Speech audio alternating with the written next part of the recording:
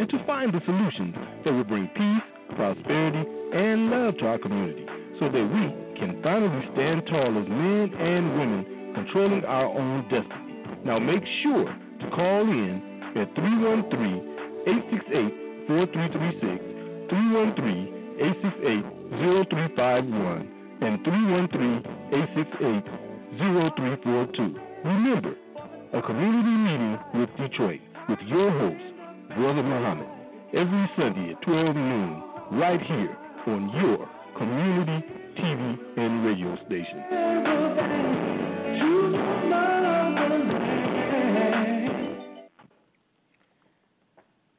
In the name of Allah, the Beneficent, the Most. In the name of Allah, the Beneficent, the Most Merciful, the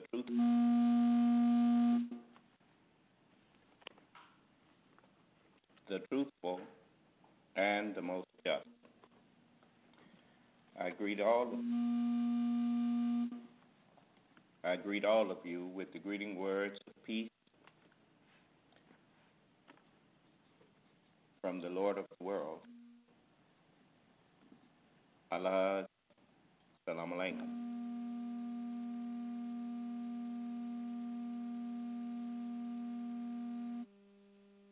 Give us a minute. I think they're having technical difficulties at the station there. And I want to welcome you once again to a community meeting with Detroit. And we have a guest today that we are honored to have with us. And her name is Lynn Cappa. And Ms. Cappa's day job is working at a large financial services company based in New York City, where she has worked for the past 30 years. She is an assistant vice president project manager. She manages and implements large projects for the IT area, or information technology. I assume that's what that means. If not, she will be introducing herself shortly. She is also an amateur Catholic apologist and most recently an off-Broadway actress. Pardon me. In her spare time, she is the administrative assistant for, quote-unquote, All Roads Ministry, a Catholic apologetic organization. She has 2 daughters, a German Shepherd, and 3 cats. And she fully disapproves of the Obama administration. And we want to first let Ms. Cappa introduce herself. As I tell you all of the time, no one can introduce you better than you. And especially when you meeting people for the first time. And so we always, I know I like to introduce myself. I would prefer to introduce myself.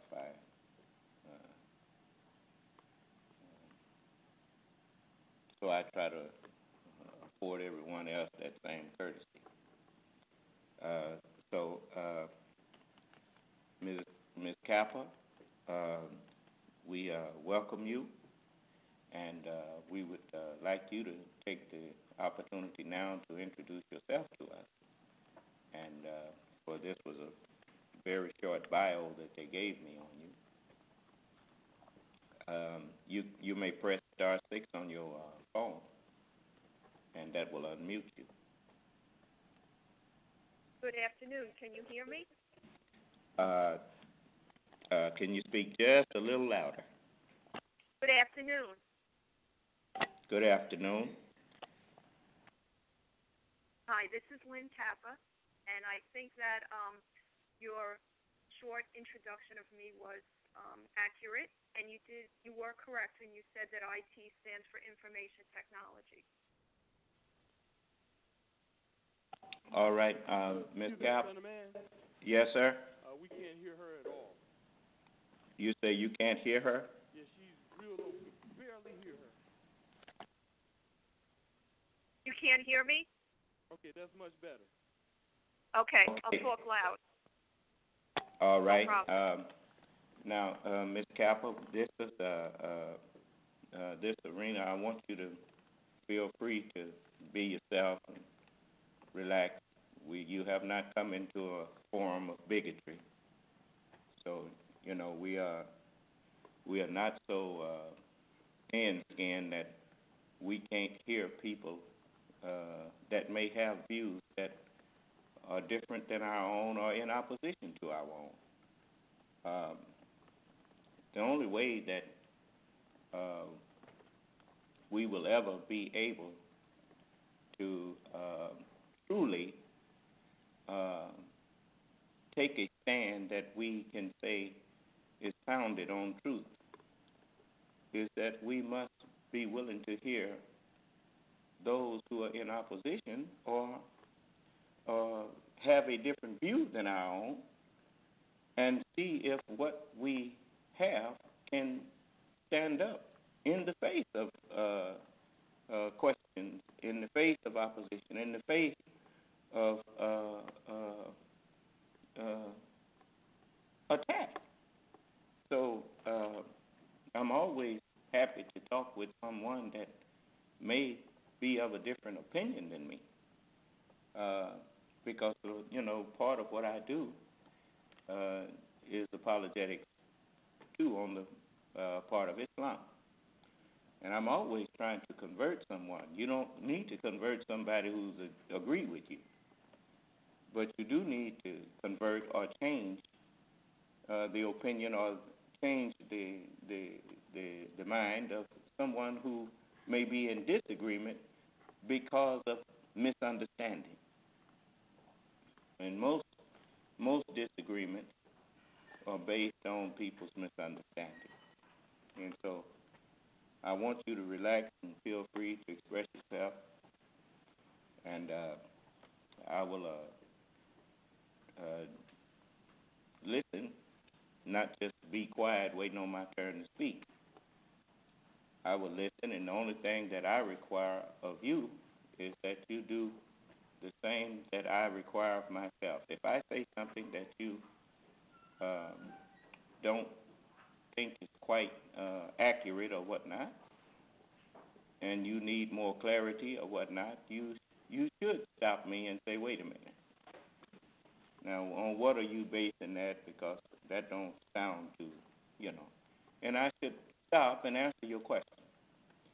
And so that is all I ask of you, is if you make a point that I want to question, just be willing to stop and let me ask you a question about it and get clarity. And feel free to put forth whatever arguments you have. I mean, arguments in the form of what they do in courts of law and that kind of thing. You know, that's argument.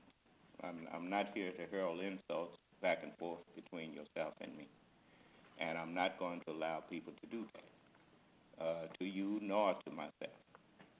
So yes. I want you to feel welcome. I want you to know that we're not going to get personal in this, and we just will talk about the positions that we have taken and why on that health care issue, and maybe we'll even touch on the race issue a little bit. But I do want to know your view on the health care Okay. issue. And so I'm going to turn the microphone over to you now, and you can tell us what your views are on that. Okay. I'd like to start out by identifying what we disagree on. And I think what we disagree on is that I feel that Obama health care is not good for the country. And I believe your position is that it is good for the country. Is that correct?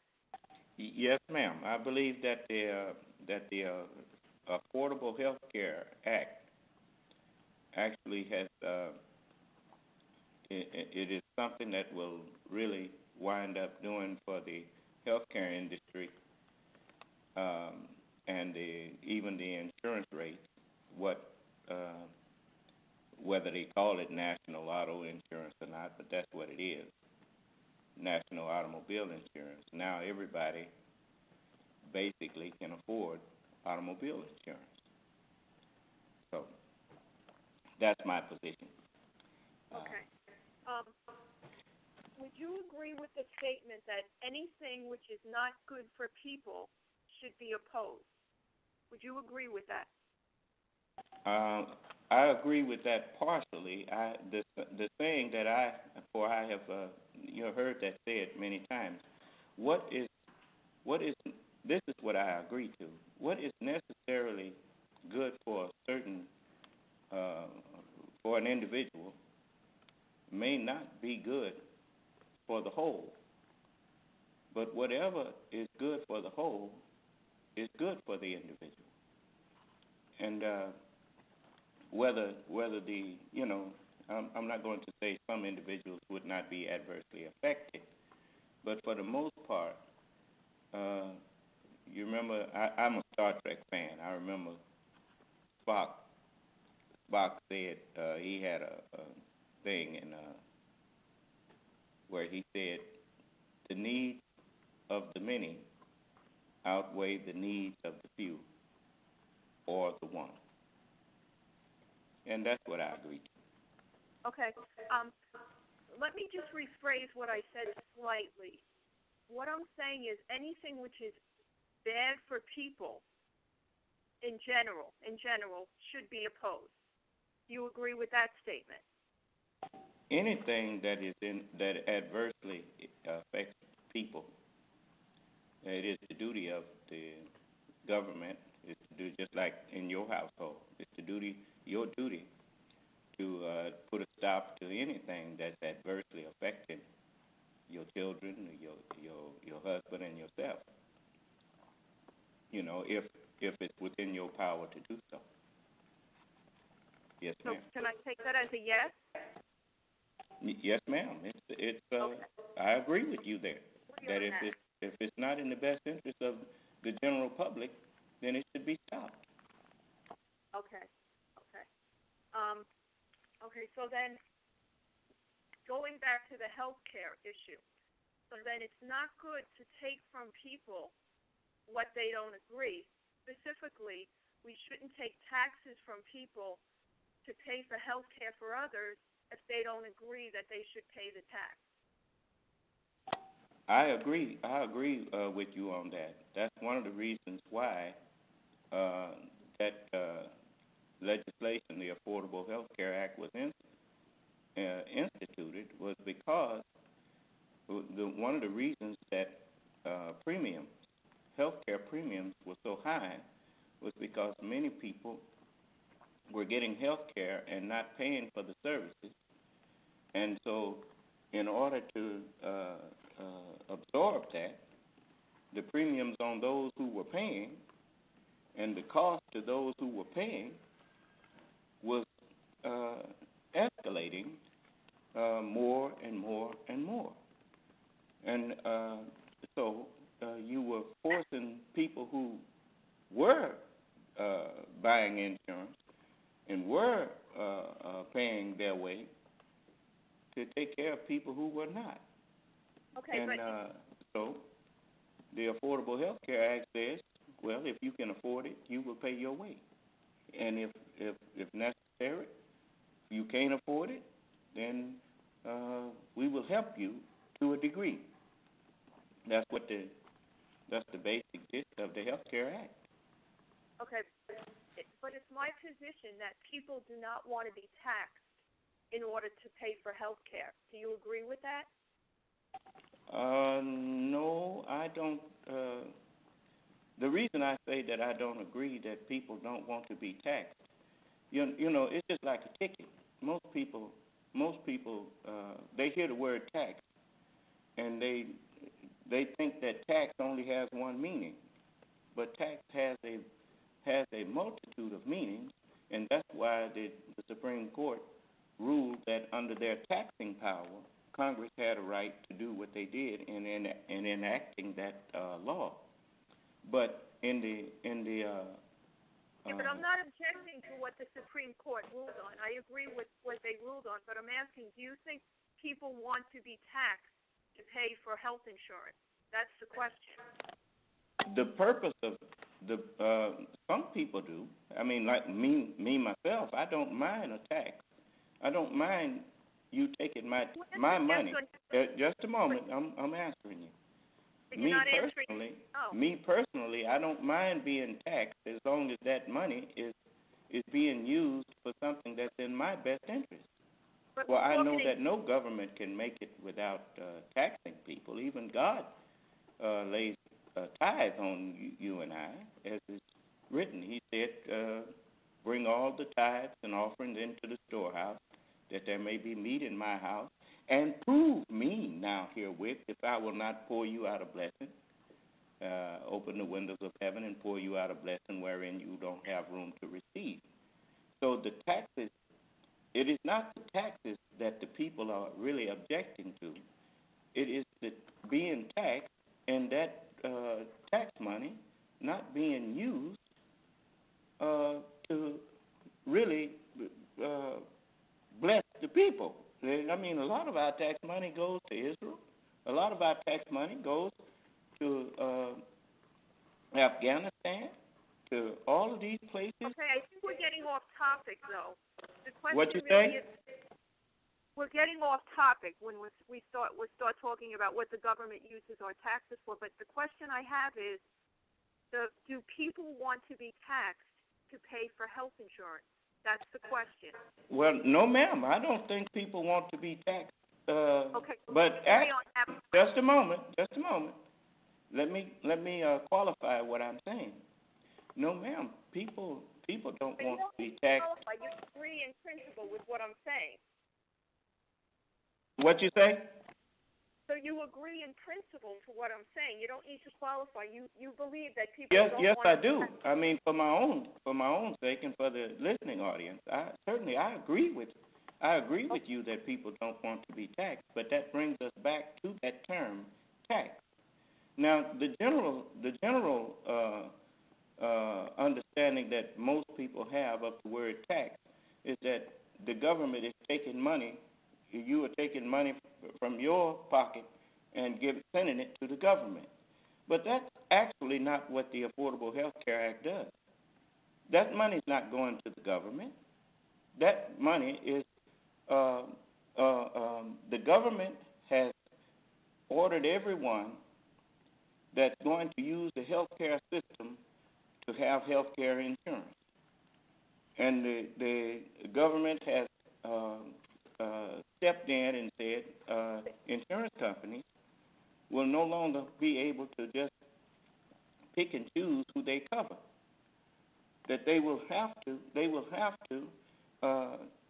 when people are insured, the insurance companies will have to ante up and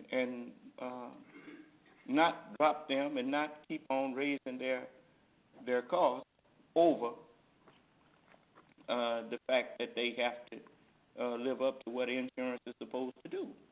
And so it's not money we are paying to the government. That money, that tax, that's not a tax in the sense of the true meaning of the word tax as people generally understand it. It actually is a penalty. Is automobile insurance a tax? Of course not. You don't have to have automobile insurance. You only have it if you drive an automobile, you have to have automobile insurance. Correct. But you don't have to drive a car. No, you don't. But now you have to have a body in order to walk around here.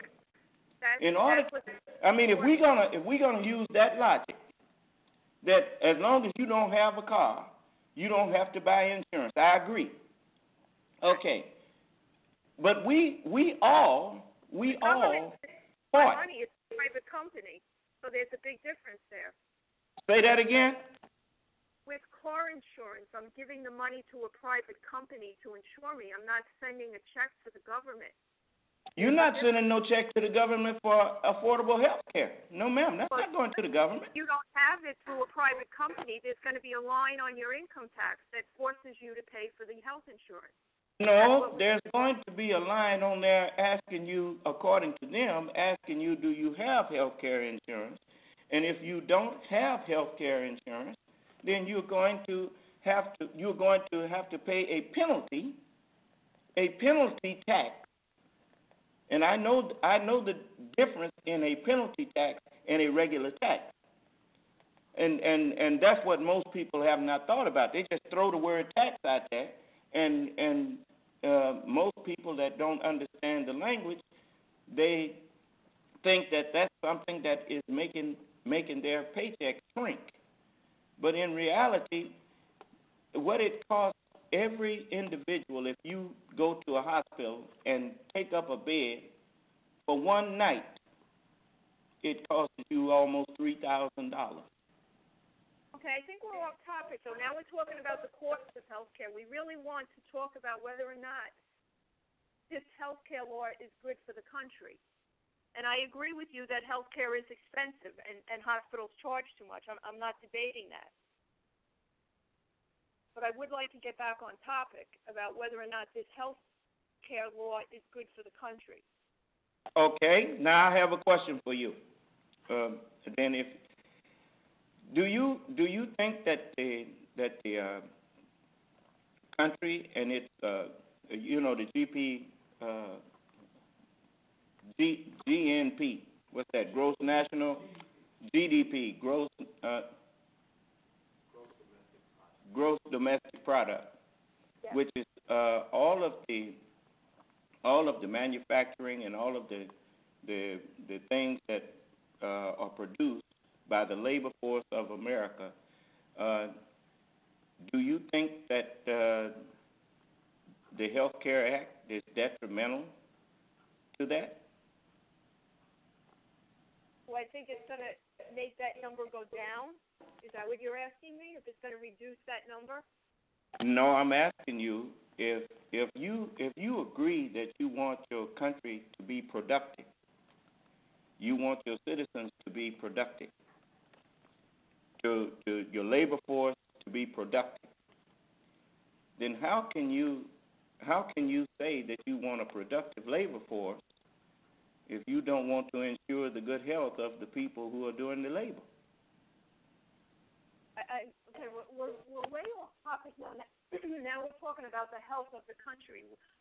That's what I'm talking about. That's what I mean. I mean, we're not living in a vacuum here. I mean, your labor force is your country. Your people in your country are the ones who produce your gross domestic product. Okay, if your gross domestic product is productivity is important to you, then how can the health or the national health of your citizens not be important to you? If your military people, if you want a strong military, wait, we can't both talk at the same time. Wait, okay, go ahead.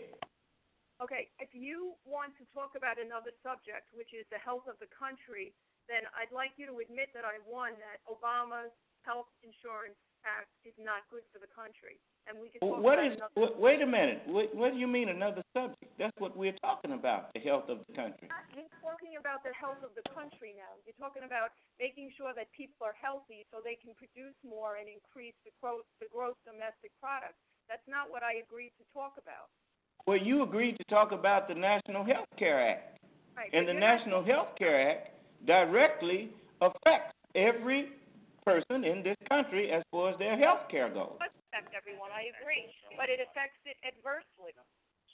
How? How is it adverse to make sure that everyone in America can get affordable health care? How is that adverse to the country? Okay, I'd like to go back to the beginning, which my position was that anything which isn't good for people is to be opposed. And you agreed to that principle. You said if it's bad for a person, then it should be opposed. Is that correct? Yes, I said this. I said that if it is bad for the majority of the people, which is what you said too, that it should be opposed. Yes. In general, yes. Now, you still haven't told me how the Affordable Health Care Act is bad for the people. Okay. It's bad because it forces people under the penalty of death to pay for something they don't wish to pay for. That's why it's bad for the country. You say it's bad for the people? Let me finish. It's a Robin Hood form of theft. What you're doing is you're taking money from people who don't wish to give the money and collecting it and then distributing among the rest of the people. That's what you're doing. And that's bad for people. And it's bad for the country.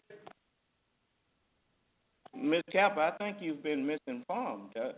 There's a lot of people in this country that wanted health care, and the insurance companies wouldn't sell them any because of pre-existing conditions and that they were, as the insurance company put it, a bad risk.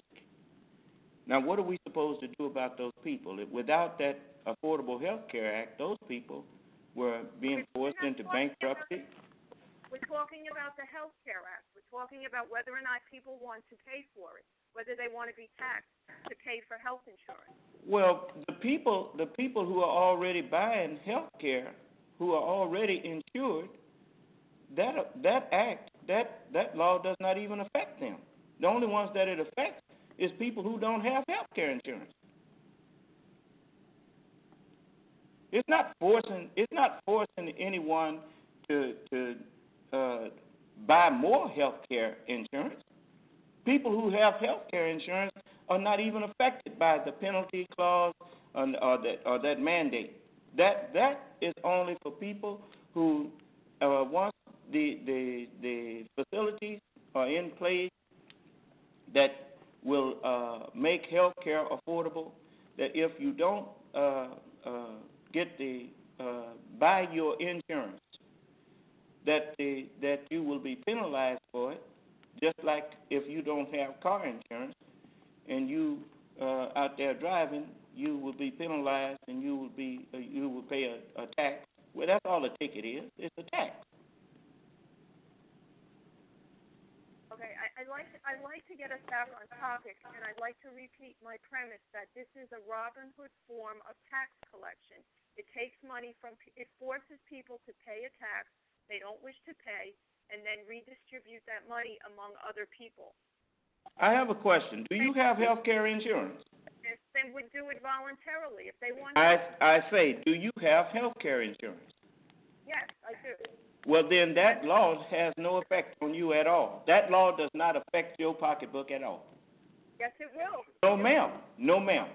In what way will it affect your pocketbook? Because you already buy insurance. You already can afford insurance, obviously. So the penalty is only on people who don't have and won't buy health care insurance.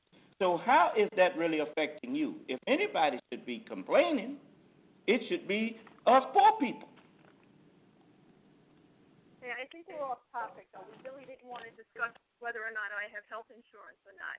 But really, the position, again, is the Obama Health Insurance Act good for the country? And my premise is that it's a Robin Hood form of tax collection. It takes money from people who don't wish to pay for health insurance, forces them to pay for it, and then redistributes that money. Then the government takes the money and they allocate it as they see fit. Okay, now I'll tell you what. I would like you to explain to me how the Health Care Act takes money from people who are already buying insurance. How does it take money from you? It takes money from people who don't want to pay the tax. No, but that's not. No, that's not. No. Now you playing with words there. No, I'm not. Because if you don't have to buy it, you can be uninsured. Starting in 2014, you will have to have health insurance, and if you don't, you will pay a tax in order to cover it. That's a fact. Okay. If you say that what you just said, you still haven't told me, since you already have health care insurance, how is that adversely affecting you? I didn't say that it adversely affected me. I said it was bad for the country, the policy. Well, I mean, how is it bad for the country when it does not? Some other time, but I'm talking about the good for the country, and I don't feel it's good for the country. That's what we're debating. Now, whether or not I have health insurance. Okay, if you think it's not good for the country, then you still haven't said why, because there's an abundance of people, according to the statistics or the figures that they threw out over CNN, which is where that it's 100 and something million people that can't get health care insurance because of pre-existing illnesses. And this health care, let me finish. This health care act will not allow insurance companies any longer to ask people about their past or their illnesses or whatnot. And so now people who wanted to buy health care insurance, these are not people who didn't want health care insurance. These are people who wanted health care insurance and couldn't get any. Okay. They were kicked off of insurance, and most of them are middle-class families. I disagree with your numbers. I don't believe that 100 million people have pre-existing conditions, but I don't want to debate that number. What I'd like to say is, let me ask you a question. Do you believe that with everybody able to have health insurance now because the government's going to cover you, okay, whether you have a pre-existing condition, for whatever reason, you're going to have health insurance now, do you believe that there's going to be more people in doctors' offices because of this and more people in hospital emergency rooms because now they do have health insurance? You keep saying that the government is going to cover you. No, ma'am, the government is not covering you. The government is not no, just a moment. The government is not the one who that insurance premium is being paid to. The insurance premiums are going to be paid to the insurance companies. And do I believe that more people now that they have insurance are going to just flood the hospitals and whatnot? I don't believe there's going to be any more people going. Just a moment. Just a moment. You asked me the question. You let me answer. It was a yes or a no question. I don't believe that any more people is going to go into the hospitals now after this than it was before. I think the health care would be better. Health insurance. None of those people are going to go to a doctor, and none of those people are going to go to a hospital. All those 100 million people with pre-existing conditions, that none of those people will go to a doctor. Is that what you're saying? No, ma'am. That's not what I'm saying. I'm saying those people who have those conditions are still going to the doctor. They're going now. But they're also going bankrupt in the process.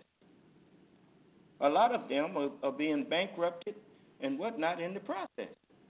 And you know, I mean, I hear politicians all the time stand up and say, my fellow Americans. And I got my own thoughts on that. But it's kind of hard to stand up and tell someone that you believe that they are your fellow American and you don't care nothing about their well-being. Okay. What are you saying? Let everybody just suffer? No, what I'm saying is, do you think additional people will go to the doctor now that we have Obama affordable health care? Do you think there'll be more people in doctors' offices and in hospitals? Because now people that couldn't get insurance before can now get insurance from a company. Do you think there'll be more people sitting in doctors' offices? That's yes or no? I think that the people, it's just like me. I don't have health care insurance. And yet, when my children or whatever get sick, I take them to the doctor. Yes, And I pay for it out of my pocket. So I will tell you again that all of these people, you trying to suggest that the Health Care Act, Affordable Health Care Act, is somehow going to run a whole lot of more people into the doctor's office. No, the people are already in the doctor's office. The fact of the matter is that no person, yourself or anyone who loves their family, is going to sit back because they don't have no insurance and let their family member die. They're going to take them to the doctor. They're going to take them to the hospital, and that's what's been happening. But the thing is, now when they go to the hospital, rather than going bankrupt in the process, they will be able to have health care insurance that will be affordable for them, and the insurance companies will be doing what they were actually, what the premise of them is about. Okay, so what you're saying is that people go to the doctor now whether or not they have health insurance. That's what your statement is. Yes, so ma'am. Okay, if you don't believe it, go to the hospital and wait a minute, just a moment. That's not something I'm just making up. I mean, hospitals are crying about that now. More people will be sitting in doctors' offices because now they have health insurance and they know they're not going to go bankrupt, to use your words, when they go to the doctor. You're saying, oh, ma'am, you said that. I said that the people. No, don't put words in my mouth. I mean, that's not what we are here for. I didn't say that more people was going in now that they have health care. I told you that the people are already at the hospitals and going into the. No, I'm not muted. Doctor, if they have health insurance.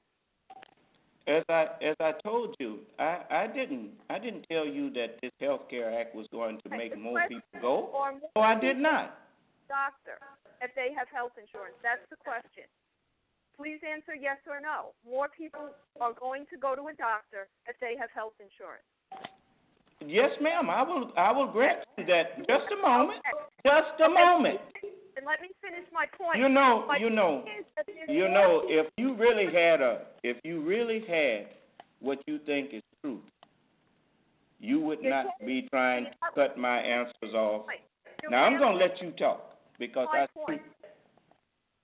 Let me finish my point. You agreed with me that more people are going to go to the doctor if they have health insurance.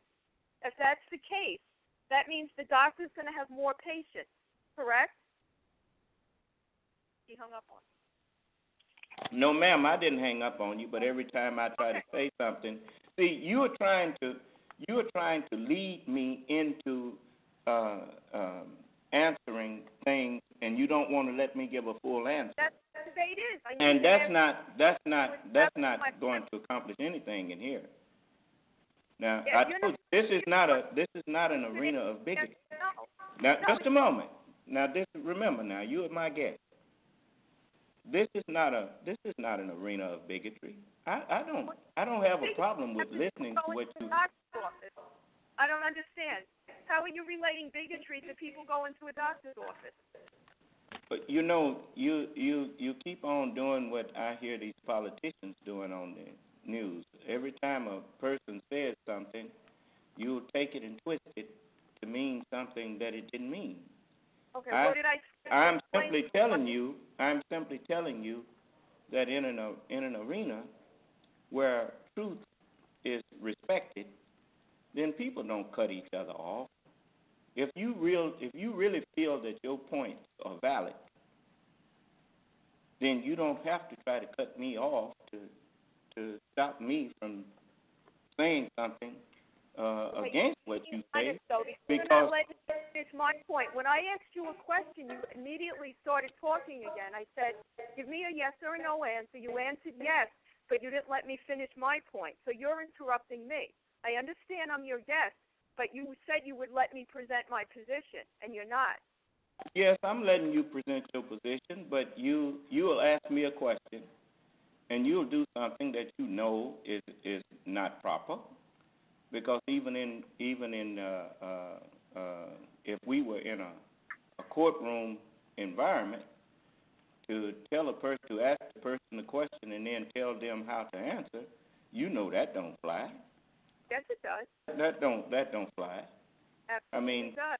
I've seen people in courts of law. I mean, that's one thing about it. They will say, well, just Your Honor, instruct the witness to answer yes or no. But at the same time, you forgot something, that when I told you that this that the way we conduct our forums in here, I told you that if you say something that I disagree with, or if I say something that you disagree with, we stop each other and we question each other. Now, you want to question me, but you don't want me to question you. Now, what you didn't object to the way that I said this is to be conducted. That's correct. Well, then, why don't you abide by the rules that I laid out at the beginning? I have abided by the rules. No, you're not. You say things, and then I go to question you on it, and you overtalk me, and you won't stop to let get clarity on things, or you even accuse me of changing the subject, just like when I asked you about the gross domestic product. If you want a good workforce, then you have to want your people in good health. And you tried to suggest that had nothing to do with the Affordable Health Care Act. Okay, I think we're off topic. Can we get back to the topic that we decided, that we agreed to debate, which is whether or not the Health Care Act is good for the country? The Health Care Act is what we've been debating. The only thing you seem to be offended about is that the government is now ordering people to get health care insurance. Exactly. That seems to be the bottom line on it. That you're upset That's because. why it's bad for the country, because you're forcing people to pay for something they don't wish to pay for. I told you it's a Robin Hood type of tax collection. People don't have a choice. They have to pay for this health care, whether they want to or not. Well, how can you even compare it to Robin Hood since it's affecting everybody? According to under penalty of theft, they're forced to pay for this tax. That's why it's a Robin Hood type of tax collection. What rich people is this Health Care Act affecting? And tell us how. What do rich people have to do with the Health Care Act? Beg your pardon? What did you say? Can we get back on subject? That's what you always say when you don't have an answer. We never left the subject. I asked you what rich people are affected by the Health Care Act in an adverse way, and you didn't ask me.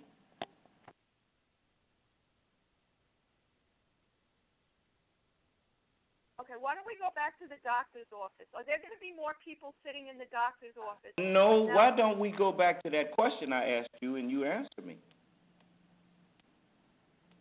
Now, how are rich people being adversely affected by the National Health Care Act?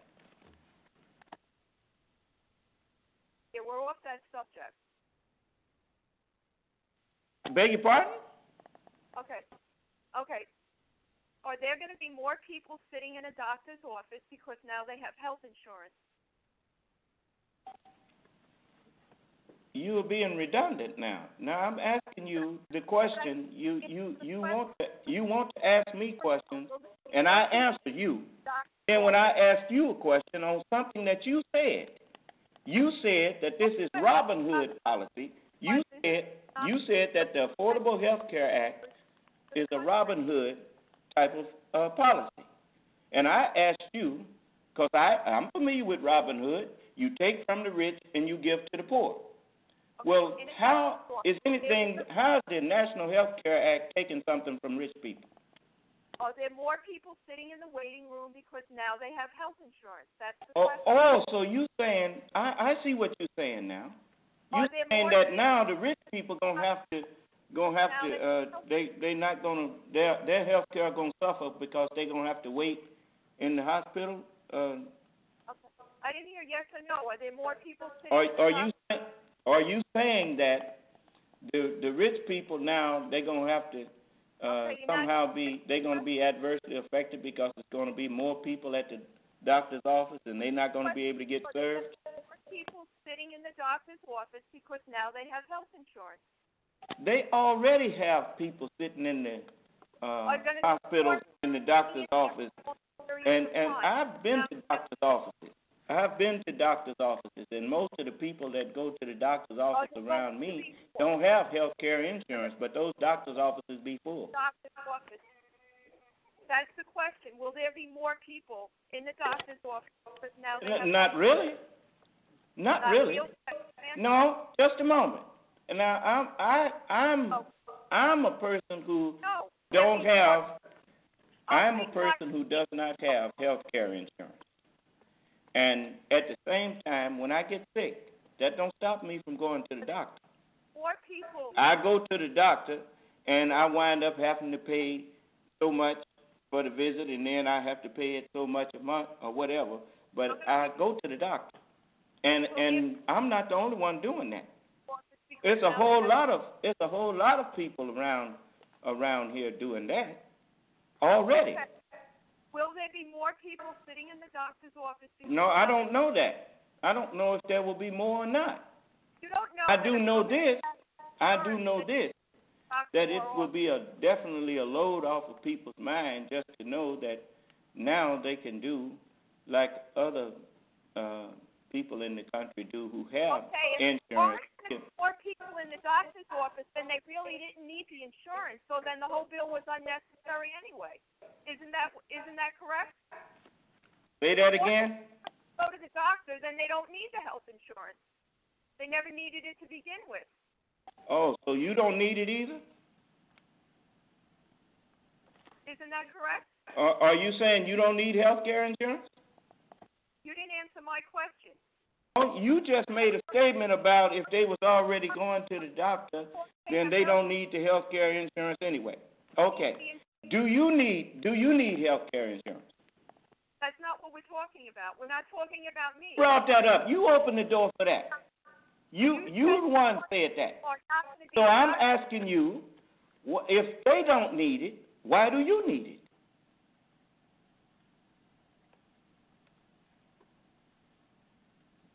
Put your heads together and see what you can come up with. Okay. So okay. Now what? If you say that those people don't need it, why do you need it? Isn't that correct? You see, that's what happens when we don't do it the proper way. Now, I asked you a question. You said that the people don't need it. If they was already going anyway and taking care of it, then they don't need health care insurance. Okay. I asked you, then why do you need health care insurance? To the last point.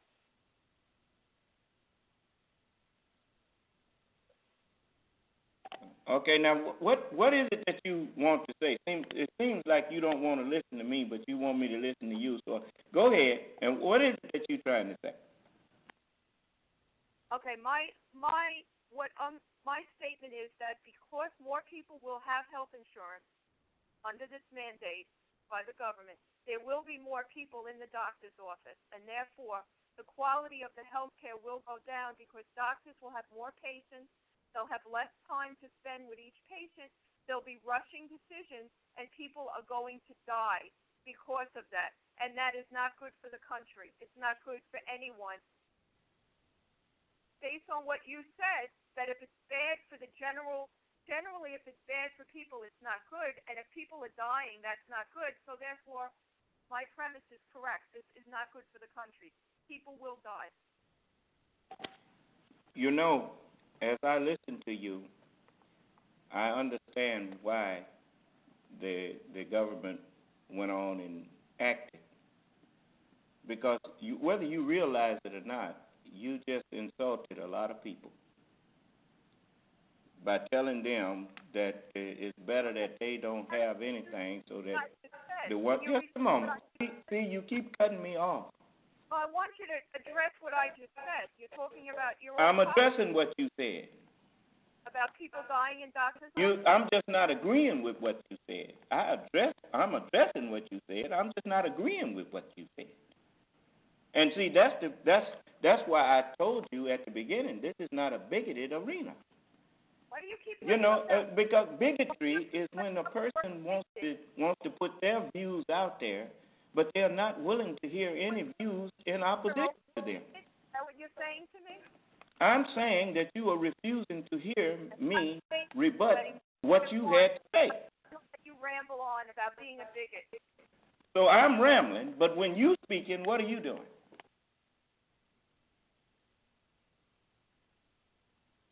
I've been a gracious host to you. I'm not trying to stop you from putting your points out there, but you're trying to stop me from countering whatever point you put out there. Now, why is that? Now, if what you are saying is founded in truth, then it don't make no difference what I say that tries to counter that. There is no way to make the truth into a lie. You just can't make the truth into a lie. But what you were saying was that your reasoning, at least what I got out of what you were saying, was that with everybody having health care, the doctors are going to be overtaxed, and then everybody's health care is going to go down. Exactly. You got it. Okay. That's my point. All right. So, in other words, by fixing it where poor people and all of the people who had pre-existing conditions can now get health care, you were saying that it's bad for those who already had it and didn't need no help, that it's bad for them. Yes. Well, I wish the people who running for office would tell people what you just told.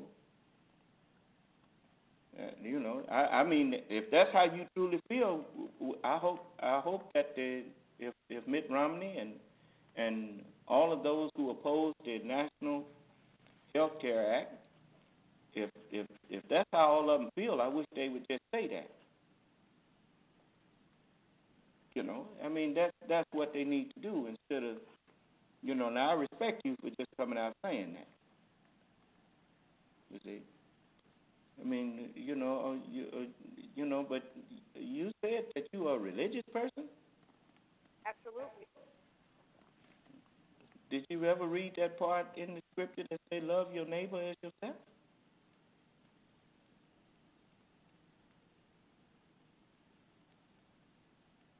Yes. Yes. Does that go along with what you just said? Yes, it does. Oh, it does? Yes.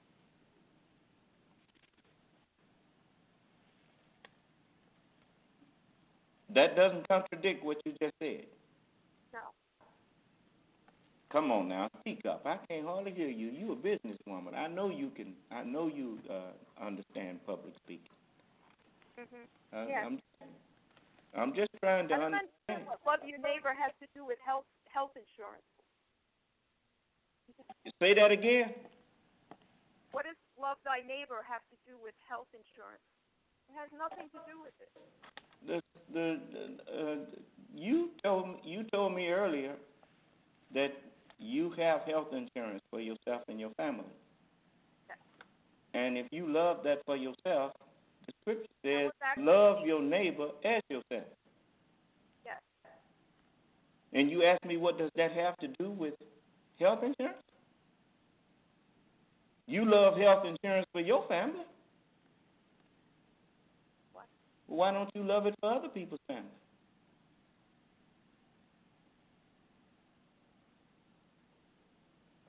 Answer my question.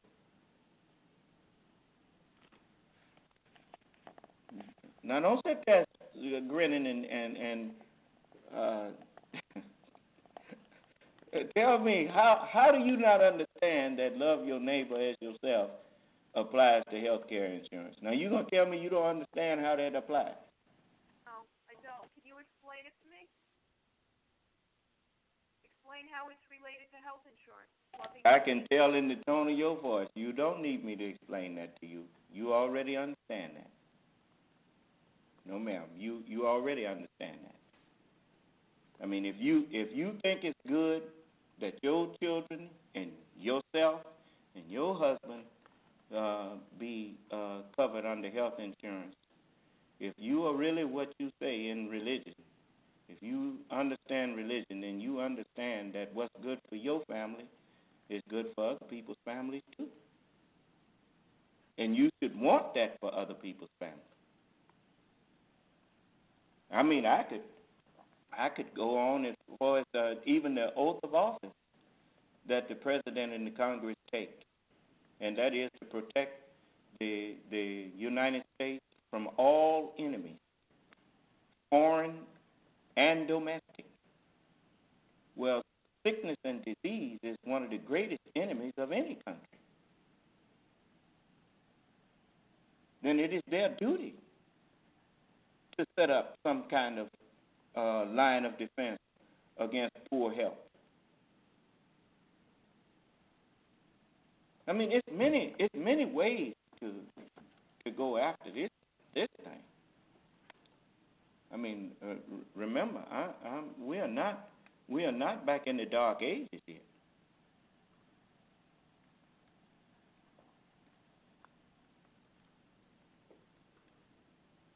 Now, Ms. Cappa, when you say that you are Christian or Catholic, you can't, in good conscience, you cannot, in good conscience, believe that national health care is bad for the nation.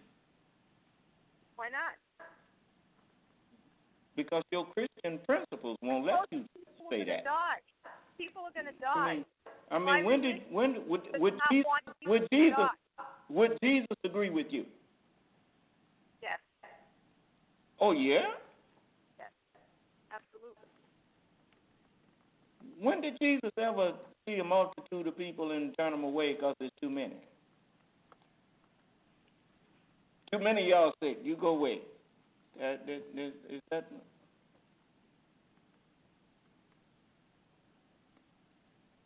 You know, you can judge the degree of civilized, the degree of any civilization, not by how it treats its wealthy, but how it treats its poor. You don't judge how civilized a person is by how they treat their friends. You judge them by how they treat their enemies.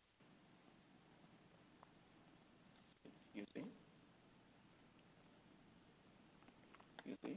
I mean, anybody can be cordial and kind and. I appreciate your comment, but I'm not sure how I should answer that. What you say? I'm not sure how I should answer that. That you judge a civilization. You should just bear witness to the truth if you know it's the truth. Sometimes it's not an argument that is needed. Sometimes it's just an amen. You see, I mean, if you say something that's right, I don't have no problem saying that's right. But when I know and you know that if Jesus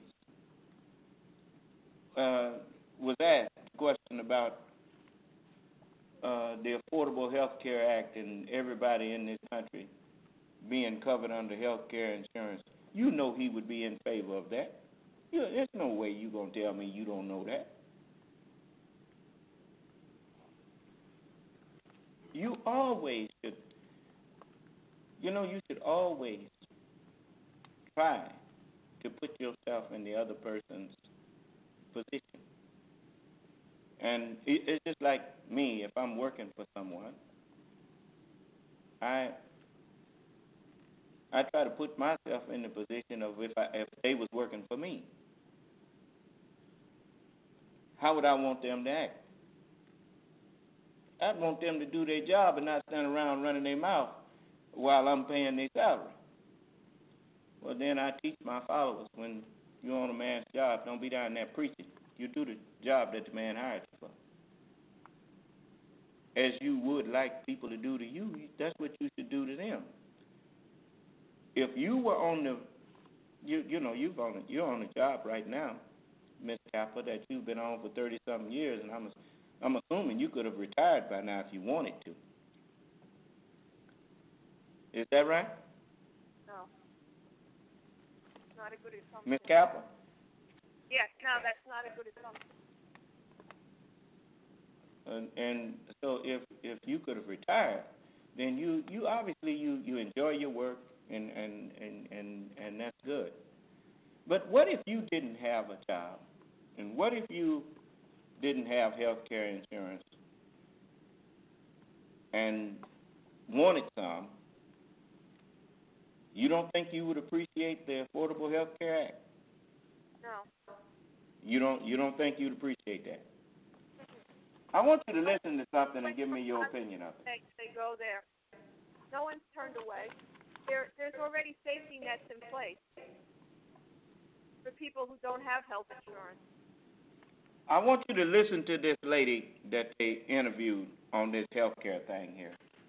She had a sick child. Night at 7, only on CNN. A little girl stops breathing up to 30 times a day. Her name is Violet. She is just 3 years old, and today her family found out that the Supreme Court health care ruling will let them keep up her medical care. We have Violet's mom on the phone, Julie, but I want to get to you, Elizabeth Cohen, just to help us set up the story. You told her story back in March. Remind us what the situation was. Sure. Violet has epilepsy, and her care is extremely expensive because she often has these long, costly hospitalizations. And even just at the age of 3, she's not too far from running up her lifetime limit. Lifetime limit. At 3. Well, it probably wouldn't be till she was 5 or maybe a little older, but certainly in her childhood, she could very likely run up her lifetime limit. Thank you for your time, and I appreciate you letting me state your opinion. No company would agree to take her on because she's so expensive.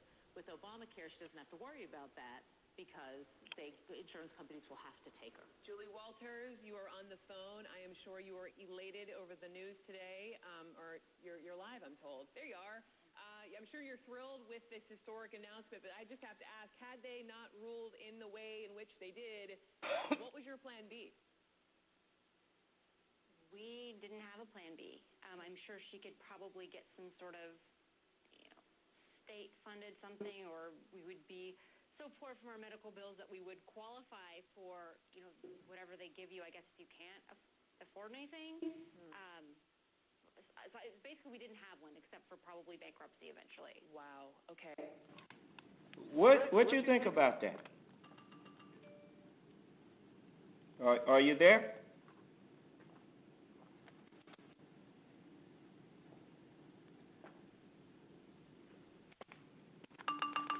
Oh, you can't hear it?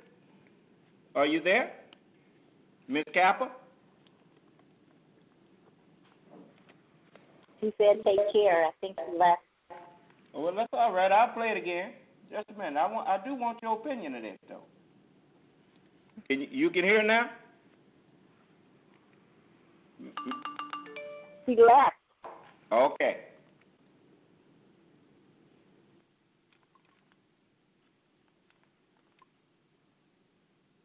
Just listen to this and give me your opinion.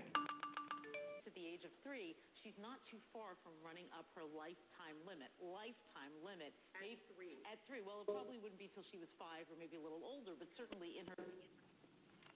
Miss Cappa, I've just got a message. Assalamu alaikum, son man. Wa alaikum salam. She said thank you for your time, and she left. Well, that's my point. You see, when people really have no real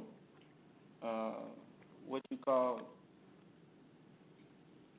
position that is based on fact and truth to stand on, when you start questioning them, then it's just like Jesus said about a house that's built on sand. He wasn't talking about a physical house. He just used that as an analogy. He was talking about a mindset. And when your mindset is not built on facts, y'all mute your phones back. When your mindset is not built up on facts, then whenever someone starts questioning you, then you have no alternative but to acknowledge that you remember she said, I don't know how to answer that? Well, no, I already know you don't know how to answer that, because you can't on the one hand claim that you're a believer in Jesus, and then on the other hand, and make all that to do about the president. Is he a Christian, or is he a Muslim, or is he what? Now he does something that supposedly is a Christian value. I know it's a Muslim value, but it's supposedly a Christian value for you to care about your neighbor. And then you sit up and say that you all don't have to keep telling me. I know she left. But you keep if the person gonna tell you about some being a follower of Jesus, and then going to say that this is Robin Hood stuff here. And I even asked her, how is it Robin Hood when ain't nothing being taken from rich people? Now she gets to the crux of it. Well, now all these poor people are going to be sitting around in there. Well, poor people already sitting around in certain hospitals. You just don't want them over there. You don't want people to have full access to what you have access to. And Ted Kennedy and many other Congress people and the president himself had talked about how good a health care they get from your tax money. And he thought it was kind of hypocritical for them to be accepting the order, the order to take care of their health. That's the government takes care of their health. Well, then take care of all of your citizens' health. And that simply means do something that will put health care within the reach, affordable health care within the reach of all of your citizens. Now, what's wrong with that? So, I just don't, if some of you that was listening that agree with her may want to call up, because I got a little time before my next guest comes in. If you want to call and explain it to me, because I really don't see what, they throw these words out there, that's a tax. Well, it's a penalty tax. It's not something that everybody got to pay. It's something that everybody will pay if they don't get health care insurance, to help offset the cost of them going to hospitals and things and getting service and didn't have no money to pay for it. Do you understand? When they could have. It ain't taxing people who are at poverty level. It ain't no penalty on them. Huh? So, that's why, it's just I'm suspicious of anybody who starts off. We didn't get into race, but she said she fully disapproves of the Obama administration. And that's suspect right there, you see. Because, I ain't heard nobody complaining about how the Gulf crisis, the oil spill was handled. That's cleaned up now and going along fine. BP still there. So his word was good on that. His administration held BP responsible, and they still down there. Huh? Chris Christie ain't said nothing about what happened in, what's his state? New Jersey. On that terrible flood that hurricane brought through there and everything. The administration obviously lived up to his expectations. There ain't nobody everywhere you used to look. People was burning American flags. Ain't nobody burning no American flags nowhere now. But I'm trying to figure out why she disapproves of the Obama administration. And the only thing I could come back to is race. And the sad part is that the man's mother was a white woman. And his father was an African. Well, okay, he's an African American. He's not even the typical black man in America. And he was raised by Caucasian people. And you stuck on the fact. He went to Harvard. You stuck on the fact that his skin don't look like yours. Yet the mind that's in the man came from your system.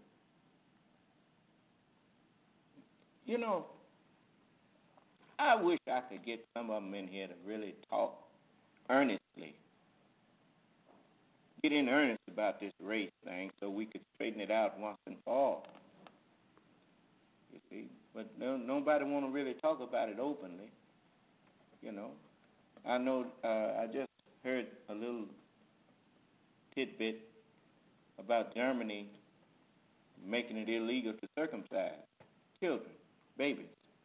Now, I don't know if it's from a certain age or what, and the Jewish people jump right on that. They say that's aimed at them. And it is kind of suspect. Why would they know that part of the Jewish law is that you circumcise your young men? Huh? So, it's a lot of, but nobody is accusing the Jews of crying wolf or none of that, So, I don't want to hear it when you tell me that the motivation behind all of this Obamacare and all that, as though President Obama came up with that all by himself. Why it can't be the National Health Care Act? Because to say that you are against national health care is to tell me you are against gross domestic product too. What? But how can you say you want your country to be productive, but you don't want your people to be healthy? I'm just curious. You come and explain it to me. I'm just little doctor from Mississippi here, and I may not be fully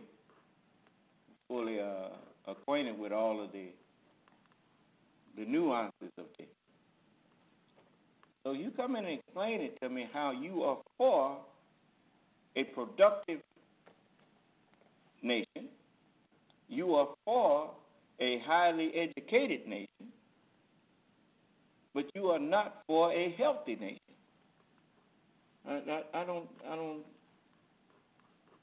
So you need to take that part out of the basic reason for drafting up the Constitution, which was to promote the general welfare of the people. I think that's promoting the general welfare of the people is to keep them in good health so that they can be productive, so that when they go to school, they can learn because they're not sick.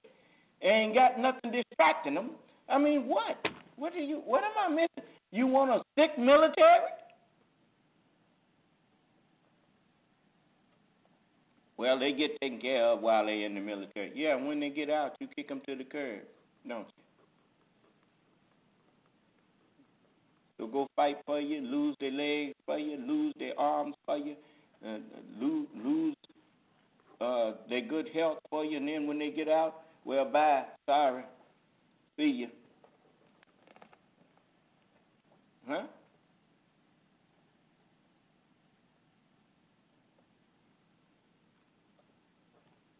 No.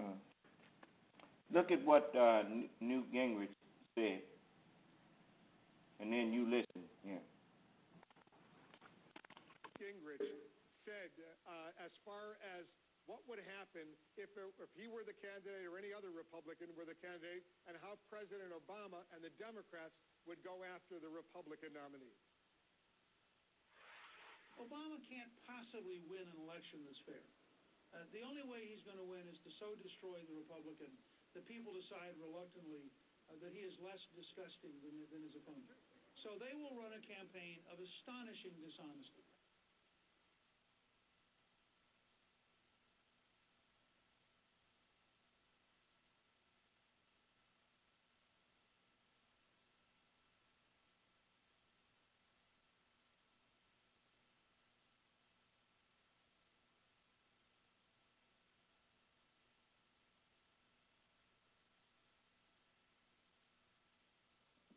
Excuse me, son of man.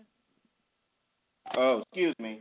Listen to this. I think this is what they said. What he was saying about what the old Obama administration would do is actually what the Republicans had planned to do with him, because they knew they couldn't possibly win a fair election. Because they're the one. You notice they said he can't run on his record. I'd like to know why not. He got a pretty good record. But who can they run on there? Ain't nobody forgot how you got in this mess. I'm just telling you from, if you think I done lost my objectivity, then let that one that say I'm not being objective come in here and show me that I'm just biased or whatever. No, I'm not being biased. I'm pointing out to you the things that I'm observing. I mean, here, listen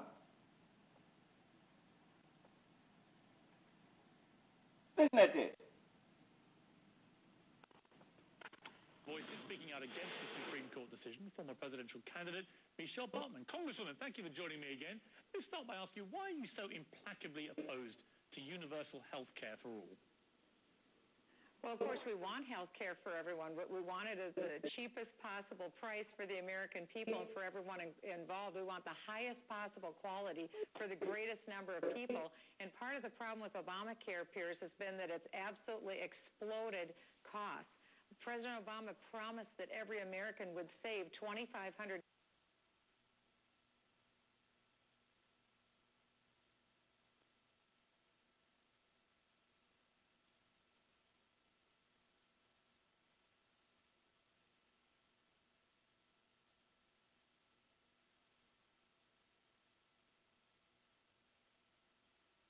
A year on their health insurance premium, and just the reverse happened. Their premiums went up by about $2,200, so that's a $5,000 swing from what the president promised. So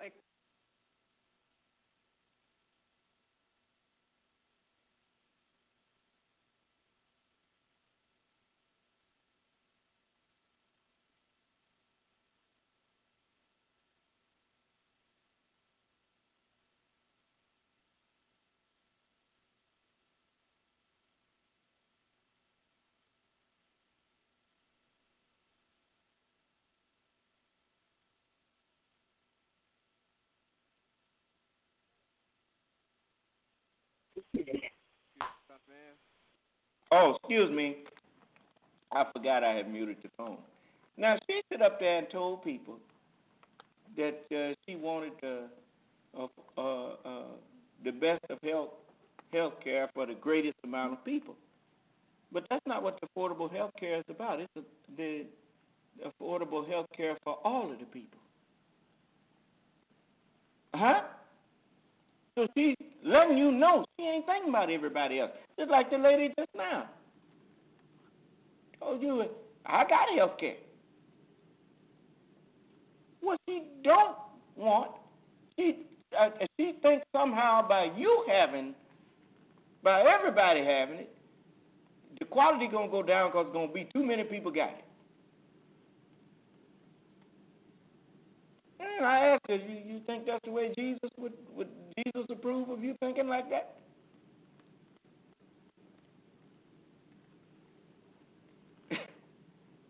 You know, I mean, these are the people who make such a big to-do about things. Now, remember what Newt Gingrich said, and listen at who's doing all the lying. Just listen. Costs are exploding. We're beginning to see denial of care by the Obamacare board, the IPAB board, and so this is not a very good scenario where we're spending more money and we're getting less for it, and I think that's why it's been very unpopular with the American people, especially with senior citizens, because Medicare is... How many senior citizens out there that's listening right now? I know I don't have such a big audience, but I know there ought to be one of y'all out there that think that national health care is a bad idea. If there's so many of them out there that think it's so bad, why the only ones we hear talking about how bad it is them in the Congress that had made the agreement that they was going to say no to everything that the Obama administration tried to do to make sure that he be a one-term president. They've been saying that ever since that man got in office. He hasn't even did nothing. We got to make Obama a one-term president. Why? You see my point? But nobody want to talk about racism. Huh? You know, I mean, I got some things about you need to go online and look up the Mormonism and what they teach about black people and all that kind of stuff. You know, I mean, man, y'all living in a bubble. You better come on out that bubble and come into the real world. When you come in here, it's all the way live. Ain't no big eyes and little U's in here. When you walk in here, everything is on a level playing field. You know, and I keep it that way, purposely. Listen to this woman. Actually losing $575 billion. It's being cut by that amount of money. So we still have the same amount of senior citizens, if not more so. There's just a lot less money in Medicare, so that's also made it very unpopular.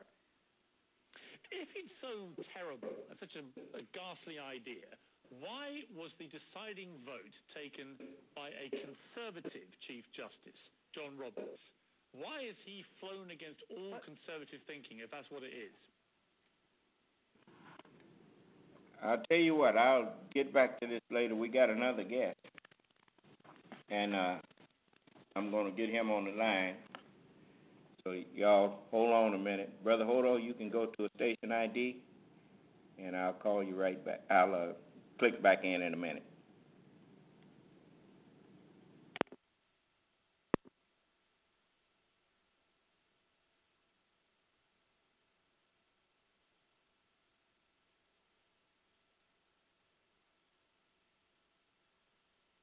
You're watching Power Talk on your community TV station, UHF TV 33, Detroit, Highland Park. Okay, brothers and sisters, we want to welcome you all back to a community meeting with Detroit. And we have another guest.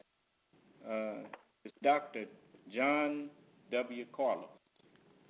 And you may remember back in the 60s in the Olympics that some brothers won and stood up on the podium and held up the Black Power sign and created a created a firestorm among the established, the establishment of Caucasian people. And John, I'll give you a brief introduction of our brother here. Mr. John Carlos was born in Harlem, New York in 1945. After graduating from machine trade and trade and metal high school, he was awarded a full track and field scholarship to East Texas State University.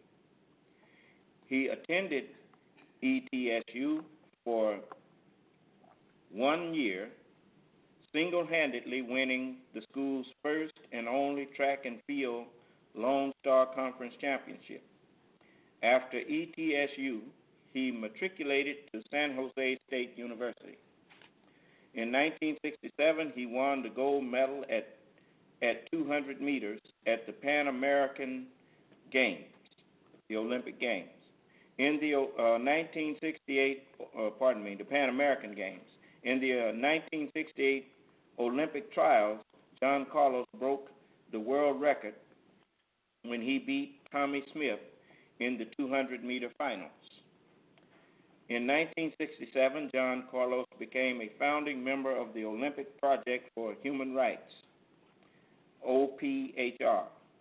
Harry Edwards, a sociology professor at San Jose State College, tried to persuade African American athletes to boycott the 1968 Olympics in Mexico City to draw attention to racism in the United States.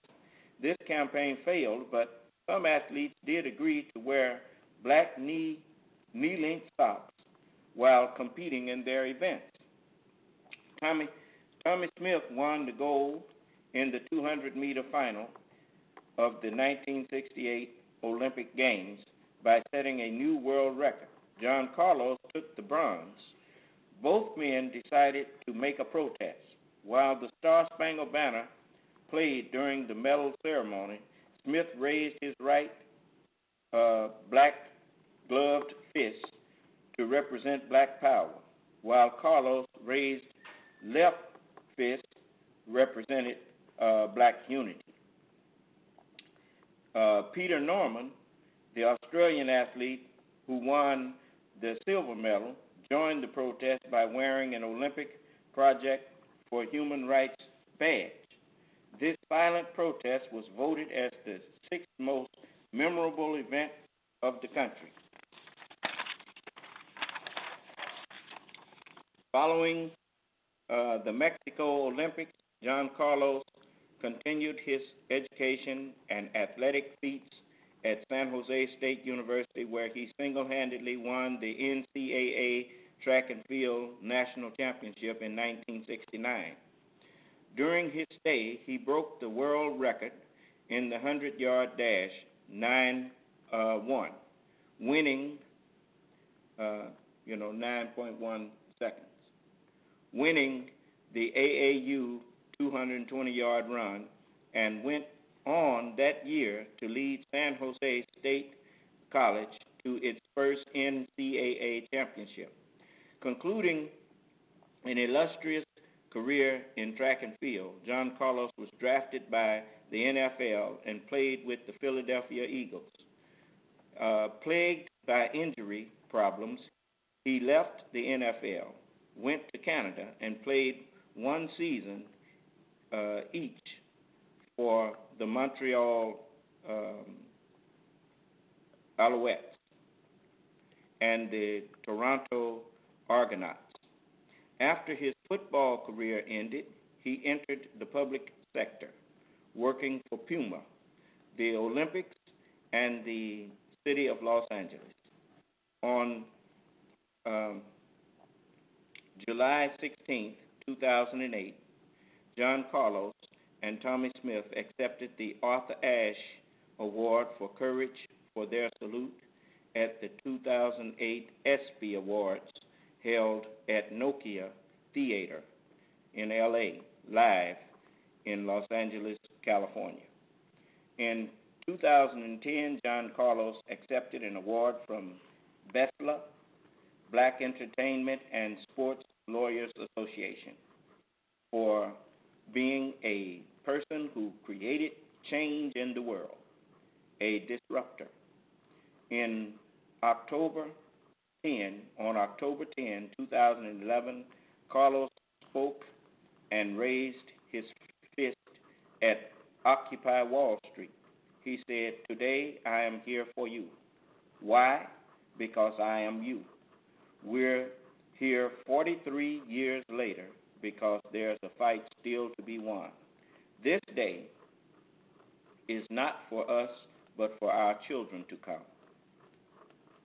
The following day, he appeared on MSNBC and on Current TV's Countdown with Keith Olbermann. In May 2012, Dr. Carlos accepted his second honorary doctoral degree from Texas A&M University. Presently, Dr. Carlos is working as the track and field coach and an in-school suspension supervisor for Palm Springs High School in Palm Springs, California. And we are happy and honored to introduce Dr. Carlos to you now. And he also has a book out that is called The John Carlos Story. And Dr. Carlos, whatever I missed, it was not by my intention, and you feel free to fill in the blanks for us. For instance, what is Puma? But first, you introduce yourself. I always give my guests an opportunity to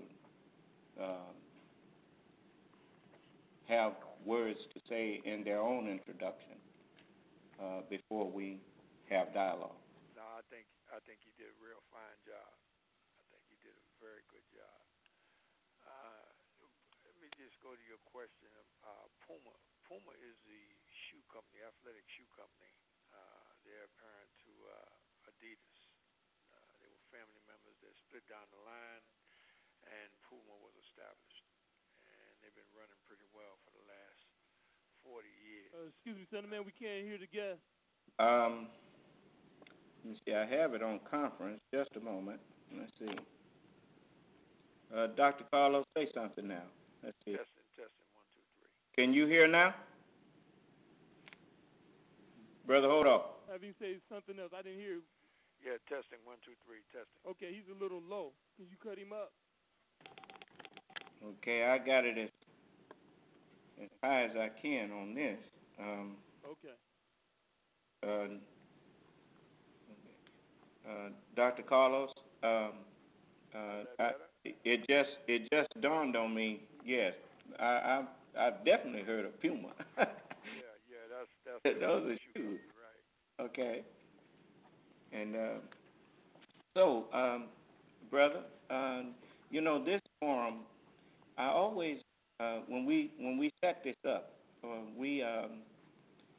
it was just so that we could get acquainted through talk with each other from every level of the black community. I mean, we even had Dr. Bill Cosby on here for our pilot broadcast. Okay.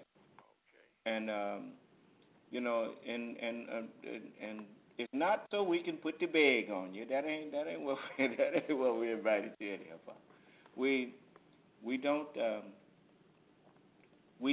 think that we can ever come together if we don't first start talking to each other.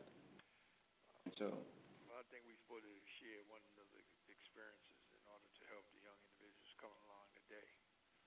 I think that's one of the main factors that we don't have a whole bunch Man, we can't hear the guest at all.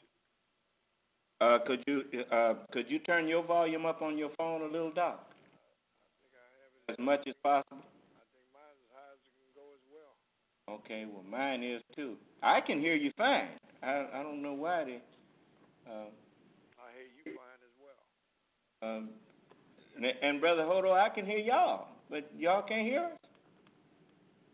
Can't hear the guest at all. You know, his thing is turned down real low. You know, he's kind of low to me as well, so it might be on his end. Brother Hodo, can you turn yours up, son? No, sir. If I cut it up any, it'll start whistling. Let's see. What if I call? Do you have him on speaker? Yes, sir. I have him on speaker. Could you put your mic against the speaker? I already got my mic against the speaker. Oh, you coming through the internet? No, I'm catching you off the phone. If you could put your mic that you're talking in right now against the speaker, we should be able to get him clear. Okay, let's try it now. Dr. Carlos, could we do another check? I hear you loud and clear. What about that? Hold on. Still a little low. Gracious, man. Not doing anything else, man. I'll be screaming in here. What about now? Try it now, Doc. Yeah, I don't want to scream and the mic. You still can't hear it, bruh? No, sir. I'm going to try to catch you through the internet. If I get the audio from the internet, then maybe it might be better. Well, if you get the audio from the internet, I think it'll come good because I got that mic right down there by it. Okay. Dr. Carlos, I know a lot of times people rush you to, you do the little rush interviews and whatnot. This is not the forum that we rush people. So a lot of things that you think that our people need to know, especially from your experiences and your travels and the things that you have observed. Well, you are approximately 5 years older than me, so you about what, 66? 67. So you didn't get that old by being out to lunch. Right. So share some I like when I invite people in, I like to know. I like you to share with us what you think that would benefit us to know, and we can go from there. Well, I think one of the greatest assets that John Collins picked up along the way is the fact that I realized early in life that I had to be the one that was in understanding as to who I was, what qualities I had, how we coming back here. I hear a whole bunch of noise. How we doing? I think he's trying to get that mic get his volume as high as he can without getting feedback. So just go ahead, Doc. Yeah. So as I was saying that I had to touch the man in the mirror to find out, who I was, what qualities I had about me, what dreams and aspirations I had, and to come to the realization that no one is going to give me anything out of life. I'm gonna really have to get busy and create a formula to challenge the situation in my life to make it better. And I think I did a pretty fair job with that. But I think a lot of people today are missing that factor. They don't really know who they are. They don't have a clue as to who they are. They don't have a clue as to the talents that they have. So a lot of us are in a quandary, so to speak, man. We run around like that dog chasing his tail. We exerting a lot of energy. And at the end of the day, man, we really haven't accomplished a whole bunch.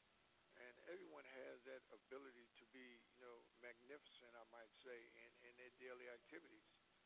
But you have to know who you're working with. And it's great to get in touch with the man or the woman in the mirror. Well, that's one of the reasons why we got this forum started, and because it's not just the literal man in the mirror, but even us as a people, we have missed we have missed a lot of opportunities because we don't think in terms of making sure that we build something, like you said. For us, I was reading that quote that you gave him. It says, "Today I am here for you. Why? Because I am you. I am you." Right. That's absolutely right. Yes. I'm no more or no less than anyone out there. People like to say John Carlos is an icon. John Carlos is this. I'm no more, no less than anyone walking up and down the street, other than the fact that, I realize who I am and what my capabilities are and where I want to go. And the only person can actually stop me from going anywhere I feel that I want to travel in life is Jesus Christ. Other than that, ain't nobody down here on this planet can stop me, from where I need to be or where I'm trying to go. And when you sit back and give thought to it, I admire and respect and love my parents because, my parents raised us with that value that, hey, man, you have a right as well as any right of anyone on this planet to be successful in life. But no one is going to give you anything. You're going to have to roll your sleeves up and get busy relative to where you're trying to go in your path in life. If they put a block up, what do? Do you stand there and cry and be concerned about the block that they put up, or do you sit down and try and figure out how to get around the block to go to the next level?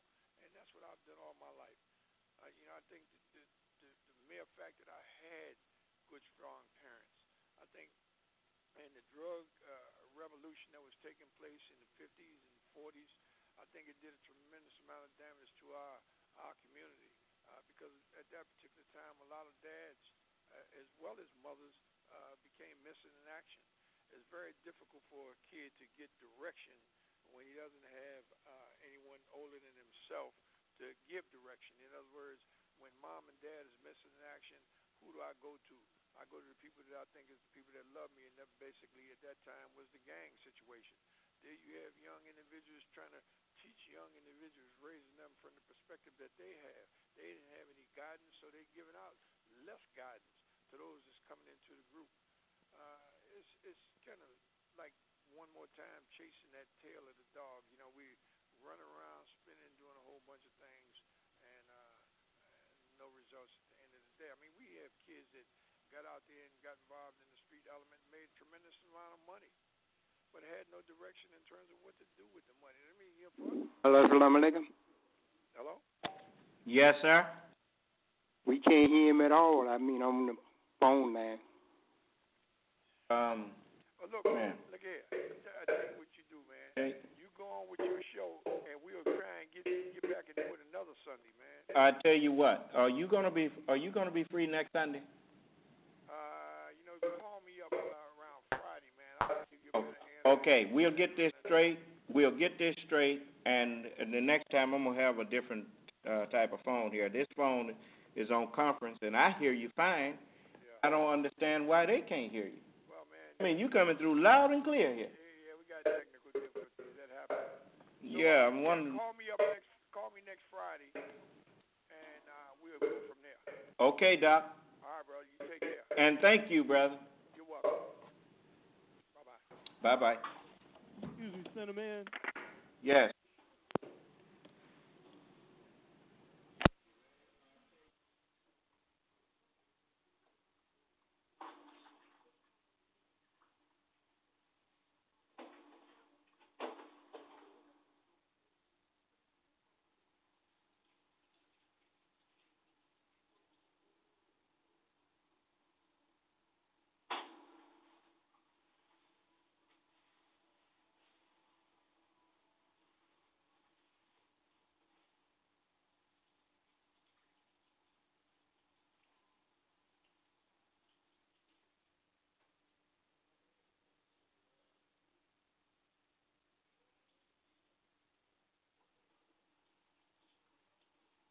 Y'all hold on a minute. Let me get the station back.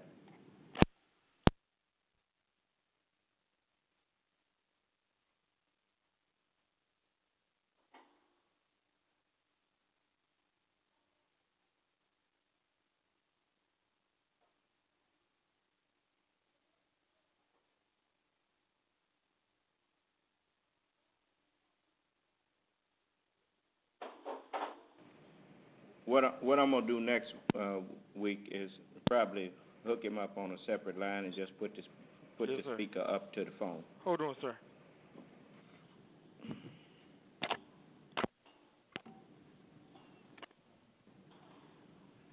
Okay, are you there? Sir, we have it. Okay, you back? Yes, sir. All right. We're back live. All right. We'll bring Dr. Carlos back next week, and he was coming through fine on the website, but that's not the conference room. So I want everybody to hear the brother, and so we'll bring him back, and we'll probably do the whole thing with him, if possible.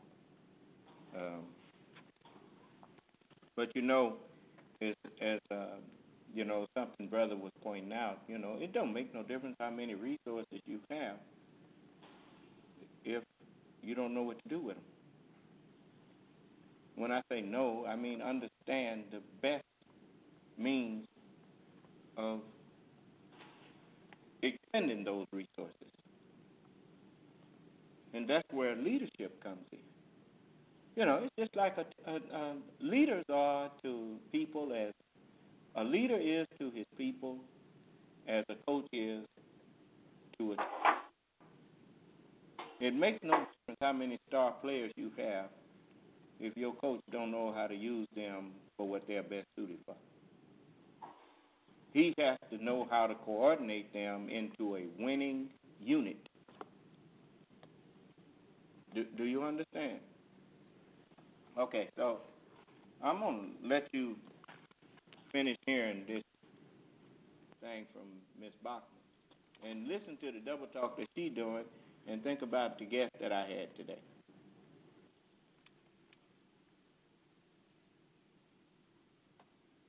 Well, absolutely no one can fathom why he came up with the decision that he did. To me, clearly, this was an unconstitutional requirement from government. Never before has the federal government demanded of every American, just because we breathe, that we have to buy a product that government tells us we have to buy at a certain price that government tells us we have to pay for it. And of all places, insurance companies. We're forced to buy a product that private insurance companies offer, and this is anathema to Americans. We should be able to make our choices, not have the federal government make our choices for us, because the good news is we really can have positive health care reform. We can do this, and we can bring down the cost of health care, and we can make sure that we have affordable, accessible health care for all Americans. But the current situation won't work. In fact, what a lot of Americans aren't realizing quite yet is that there's over 20 new taxes in Obamacare, and just one of the taxes will be a tax on when people sell their homes.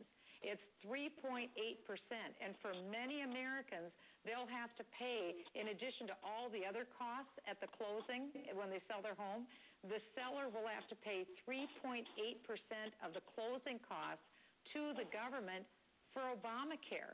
So if you have a $500,000 house, you'll be having to give something under $20,000 to the federal government just to pay for Obamacare. That's just one of the new taxes that's about to take place.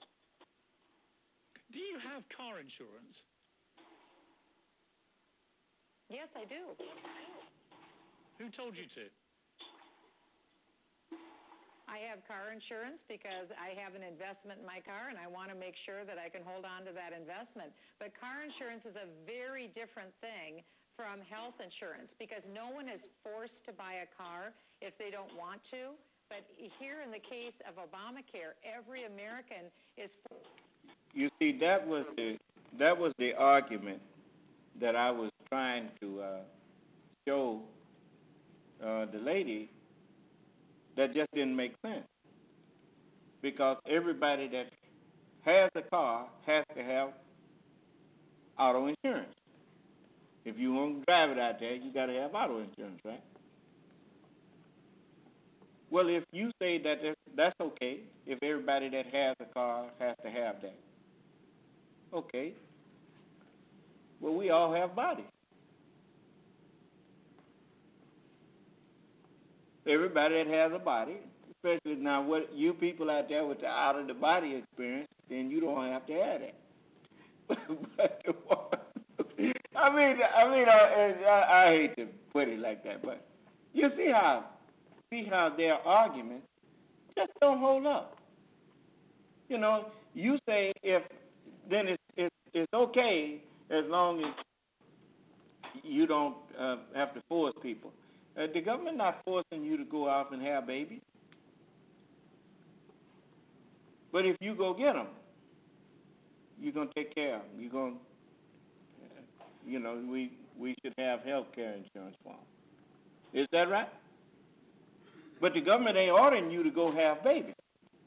No more than they ordering you to go buy a car. But who wants to live in America and don't have no car? Any volunteer? Do you not have a car because you didn't want one, because you just couldn't get one? Having to buy auto insurance sure wasn't going to stop you from having them, was it? Okay. But remember when I asked the lady, how has the Affordable Health Care Act adversely affected rich people? What is the adverse effect it's having on you? I mean, if you're already buying insurance, how does that penalty tax affect you?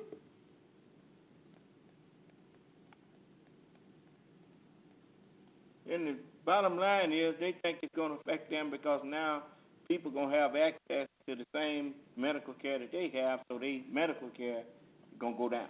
I mean, they're not going to get the same quality medical care, but they ain't been visiting no hospitals lately, have they?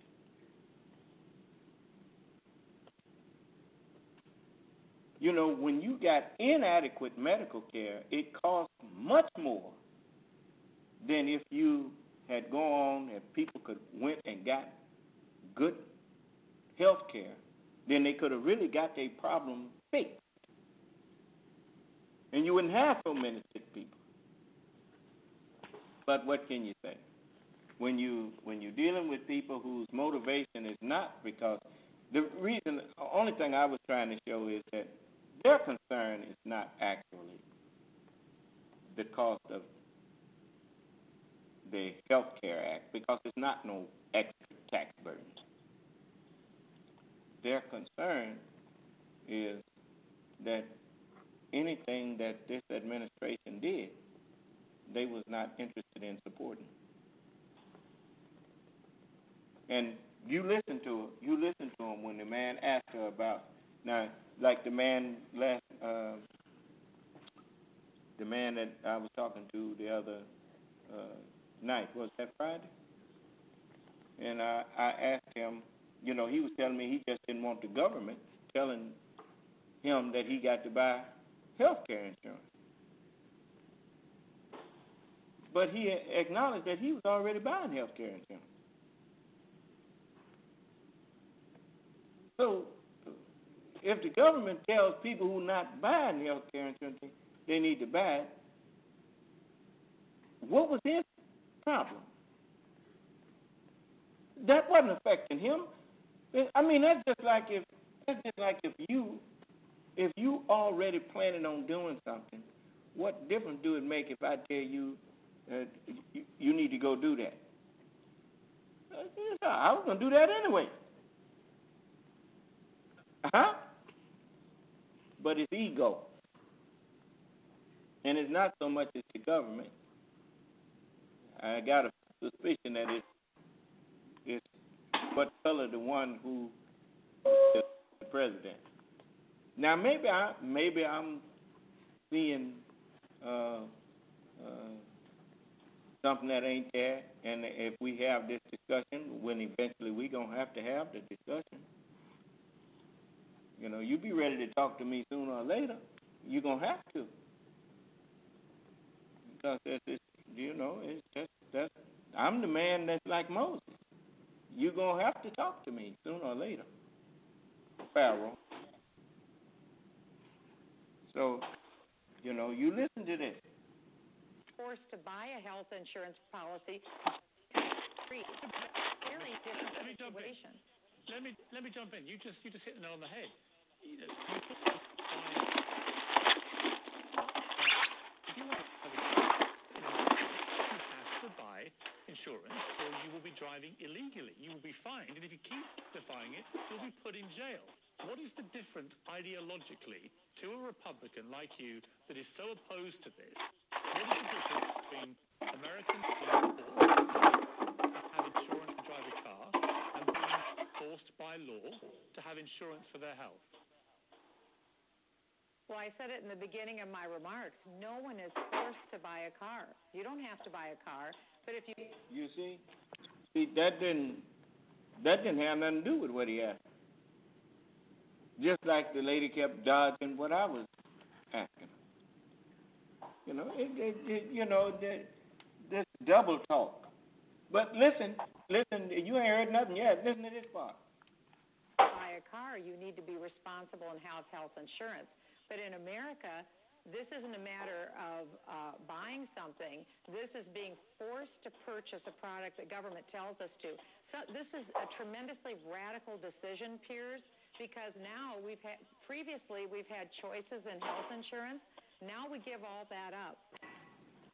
Even the way she said that, being forced to buy a product, insurance ain't no product, it's a service. Am I missing something? Huh? I mean, just like auto insurance. That's a service. You being forced, you know, when you get out there, and, you know, who pays the hospitals when indigent people come in there and can't pay? When people come into the hospital and get service and wind up not being able to pay for it, who takes care of that? That's taken care of in many ways, but the biggest way is insurance premiums go up on people who pay. The cost for people who do pay goes up. Is that right? To try to what? To absorb the fact that I think it's already laws on the books that if a person comes to the hospital can't turn them away. Huh? You turn them away, you get sued. Is that right? Okay, so the president now, with the Affordable Health Care Act, says, well, that's not just either. So if we can't turn you away, then you can't refuse to get health care insurance. Huh? Do that make sense? Makes sense to me. As I told her, you already got health care insurance. I don't have it. If anybody should be squawking, it should be me. But he don't care if I don't have any. You understand? Now, that's what the bottom line is. Listen. Now, all of the power is put in government's hands, and government decides exactly what health insurance policy all Americans have to buy. We don't have a choice anymore. That's just been taken away from us. Now government chooses. It's far beyond that. Now government will be telling doctors what their decisions need to be on health care as well. This is very different from what we've had before. Where's she getting that from? Huh? Is the government about to go into the insurance business? Huh? You know that. I mean, they just make it up as they go. Who's that with their phone off mute, bro? Boy, I have never. Mute him, brother. And from now on, when you see that, just mute the person.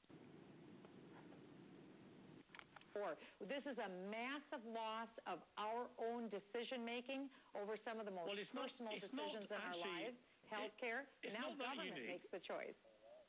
It's not that unique, only in the sense that it's done at federal level. It's highly unique. We've never had this. Well, not at federal level, but of course at state level, a very different thing. Let's play a clip from then Governor of Massachusetts, Mitt Romney, in 2006, talking specifically about a health insurance mandate.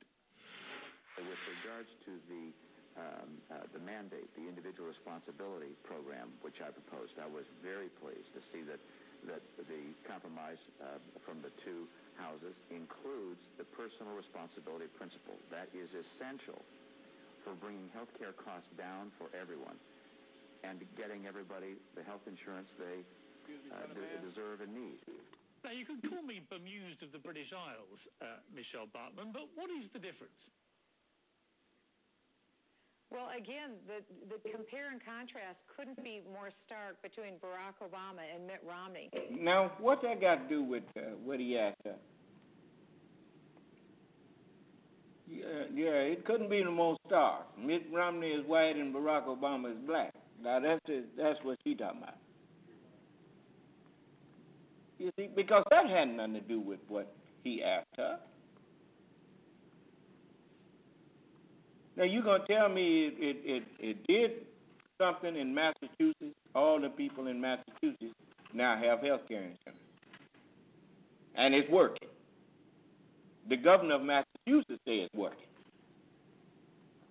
But now you say it won't work for the rest of the country. Why not? You notice ain't nobody told you why it wouldn't work yet. I mean, they keep saying the majority of the people in the country don't want it. But how did President Obama get in there promising national health care if the majority of the people in the country didn't want it?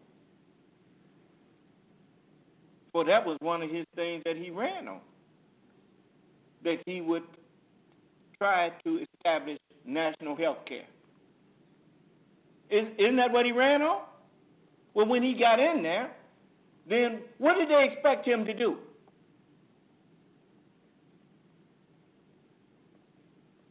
They expected him to keep the promise of establishing a national health care.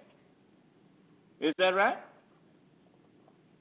And the Congress, they came up with the plan and they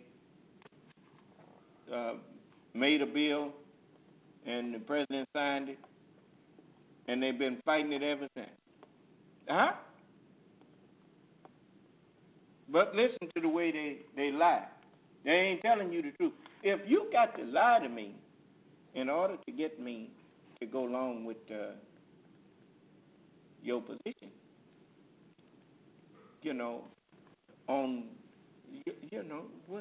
what does that mean?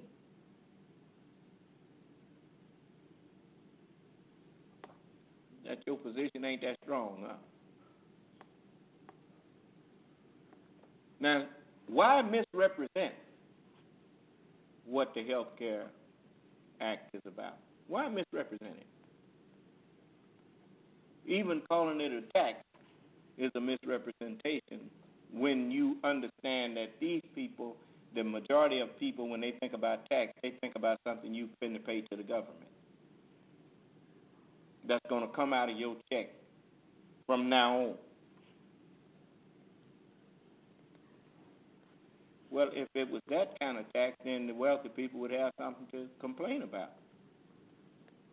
But if you already paying for insurance, that National Health Care Act don't even affect you, except that later on you'll probably see a decrease in the amount that you have to pay for health care.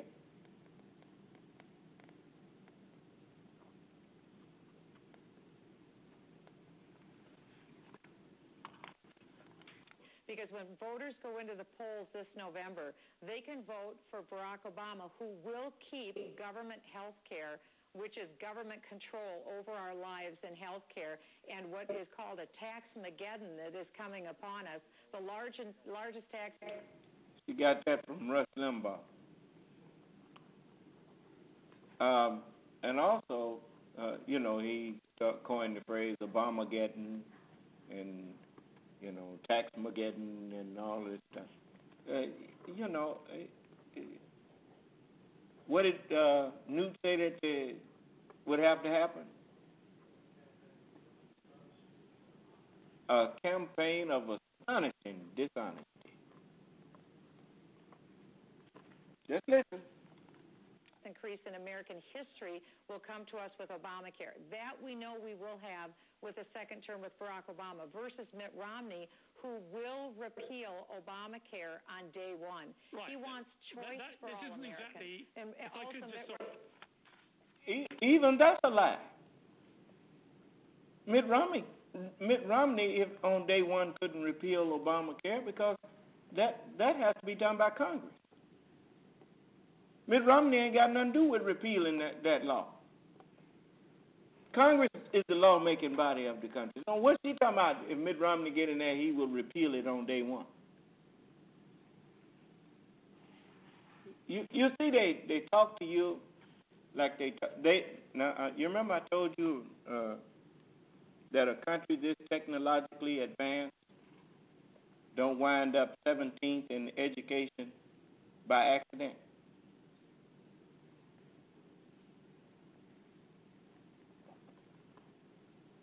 You look at and this is something that many of you may take offense at, but the truth is the truth. You look at the corporations who, with all them tax breaks that the Bush administration gave them, instead of building more factories and creating more jobs inside of the country, remember they said they would create more jobs if you give them tax breaks? They went and built factories for themselves in other countries. Right? Why?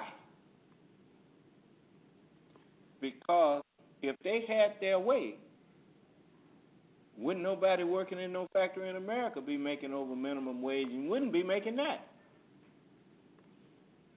Because they can go in these other countries and set up factories and work the people, the ignorant masses, for slave wages. An ignorant mind is the worst enemy that you could carry. That's the worst enemy that you could have, is an ignorant mind. And in a country as technologically advanced as America, how in the world does America, what business do America got business coming in 17th in education? Unless it's done on purpose. You know, the teachers are some of the lowest paid people in the business community. Well, if that be the case, then you have to question, well, how much do you value education?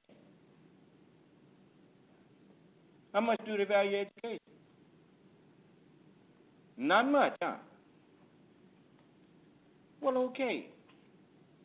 So people like Grover Norquist can tell the Congress, sign this pledge to never raise taxes, and if you don't,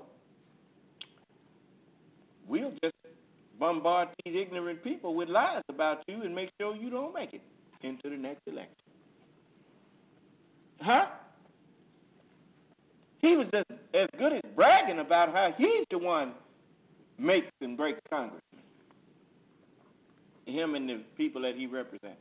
And you'd be surprised at the people that's behind him. So, you know, I mean, listen to this. Let me just finish, Pierce. Pierce, let me just finish. Mitt Romney wants choice. Mitt Romney wants choice for all Americans, but he also wants lower costs in health. You see he trying to say something and she keeps over talking him?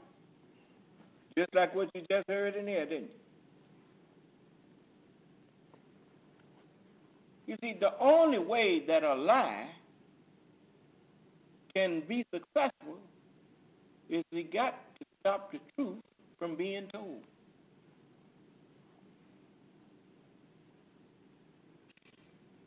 lying and bigotry comes together. They have to. You know, whenever you lie, you got to be on the defensive. That's what bigotry is. Any kind of way they try to say something, drown them out with your mouth, or change the subject, or do whatever to make sure that the lie never gets addressed and manifested to be just that. Do you understand? Okay. For all Americans.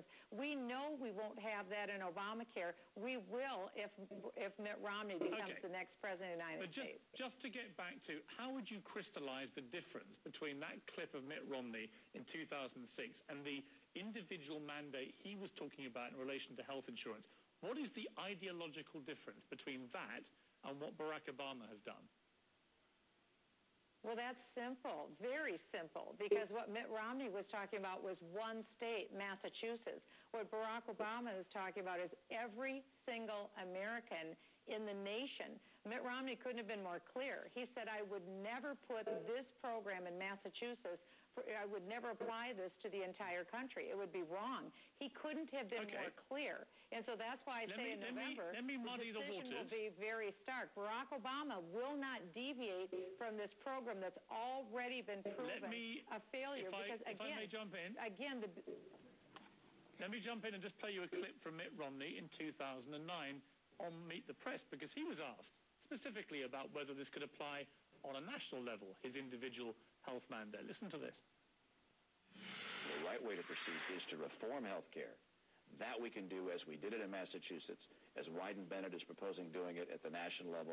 We can do it for the nation. We can get everybody insured. We can get the cost of health care down, but we don't have to have government insurance and government running health care to get that done. See, I'm even more bemused now, because unless I'm going completely mad, he's basically saying that what he did in Massachusetts could be done just as effectively on a national level, isn't he? No, that isn't what he said at all. He said that we can have dramatic reform at the national level, which we can. That's the good news. The biggest problem with Obamacare is that it will literally send millions of jobs outside of the country, because once that decision was announced last Thursday, I will tell you, people all across the United States who run companies made a decision.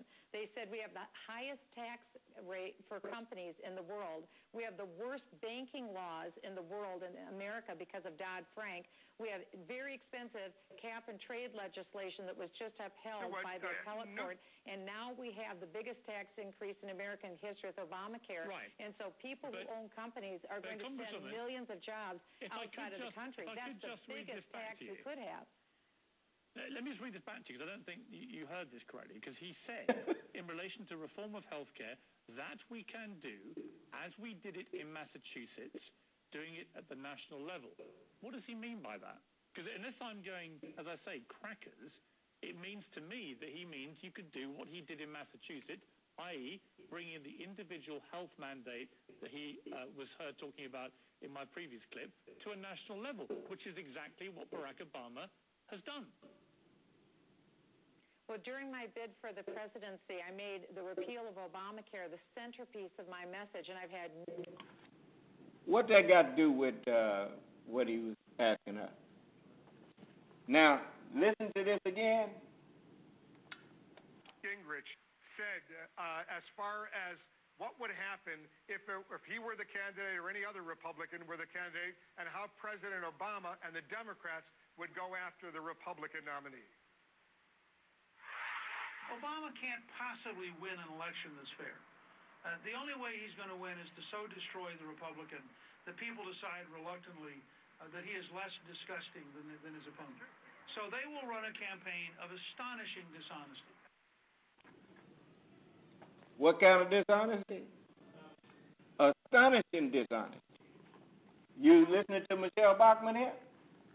Numerous conversations with Mitt Romney about the issue of Obamacare. And he has said to me repeatedly, as he has said on television repeatedly, he wants to seek reform of our health care system because it's broken and in need of reform. And so what he's saying is that on the national level we can have reform, but he's also said repeatedly he would not put in place on a national level what they put in place in Massachusetts, because what we need is more options, more choices, and lower costs in health insurance.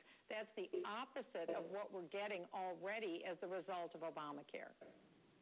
Okay, let's take a short break. When we come back, I want to talk to you about how you would handle health care and what you think it will take to get the country's economy going again.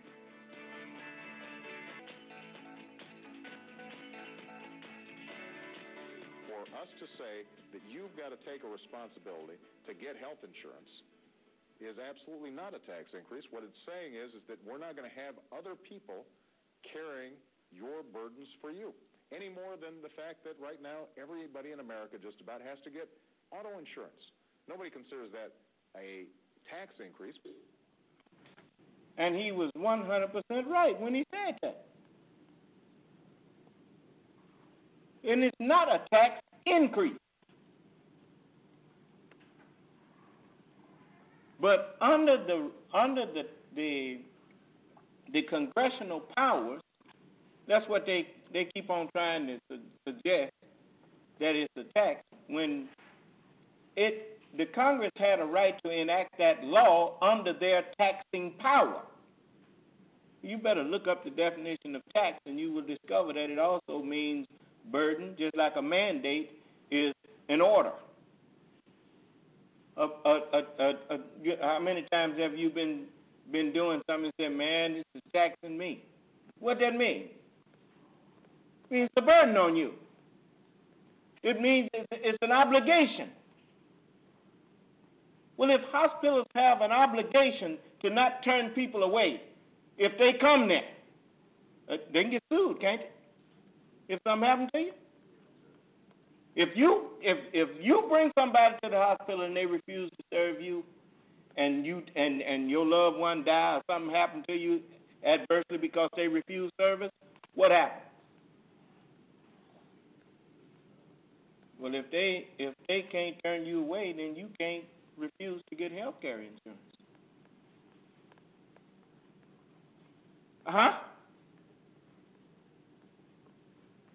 And what is that saying? Is this money going to the government? No. Money going to the insurance company.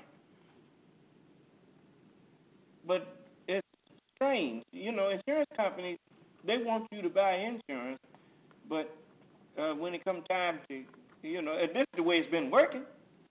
How many times you done went before this automotive insurance got mandatory? How many times did people say, I just had an accident, but I ain't going to report it to my insurance company because the premium going to go up?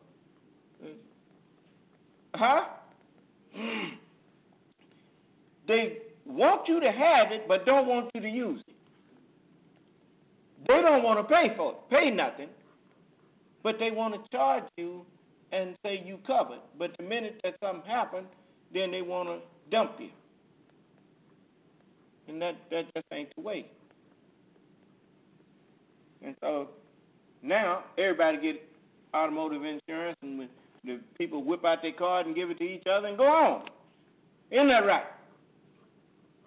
And your premiums basically stay the same.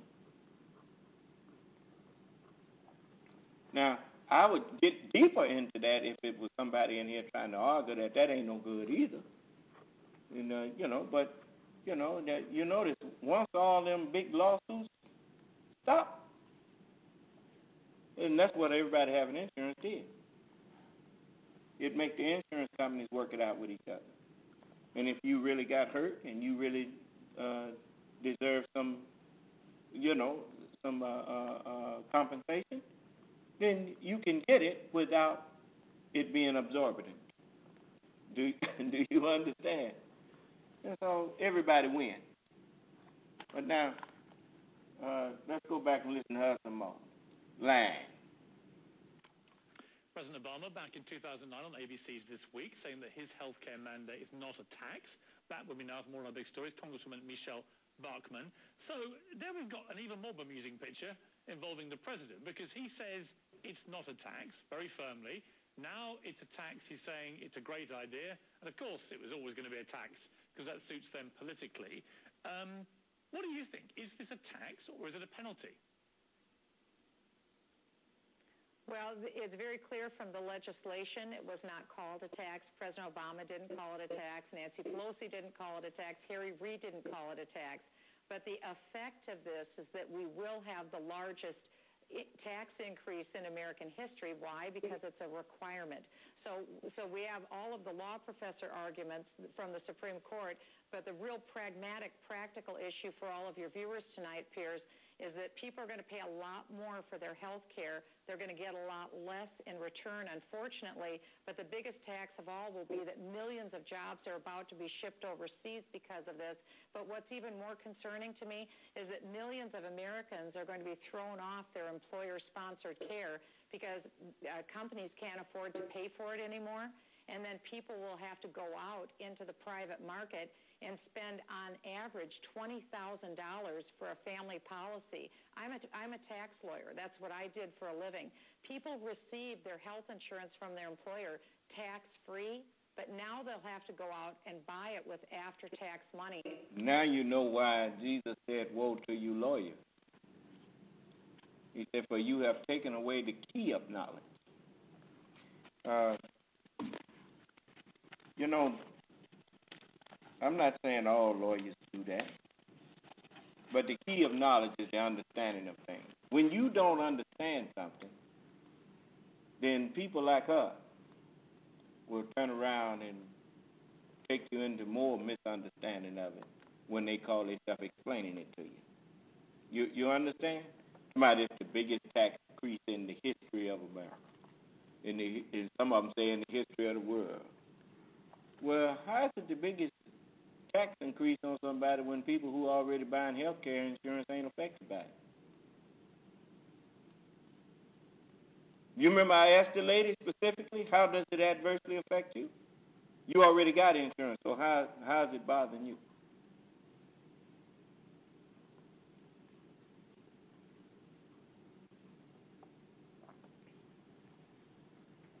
You know, it's kind of hard to say let's replace somebody if they keep on doing good stuff. So you have to make it look like they ain't did nothing. Huh? And that's what this is all about.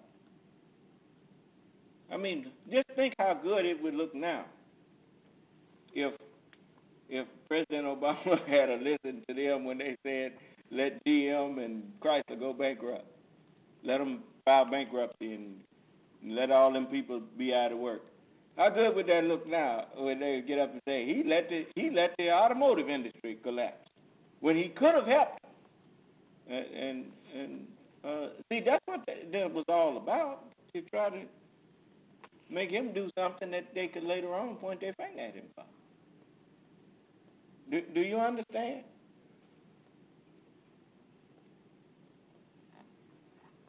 You know, so I mean, it's sad that the country has, you know, that this nation that had the potential for such greatness has fallen to such a degree. But it was inevitable. This is going to be a very different America with this decision, one that won't bode well for people in the future. That's why I know and have every confidence that Mitt Romney will repeal Obamacare on his very first day in office.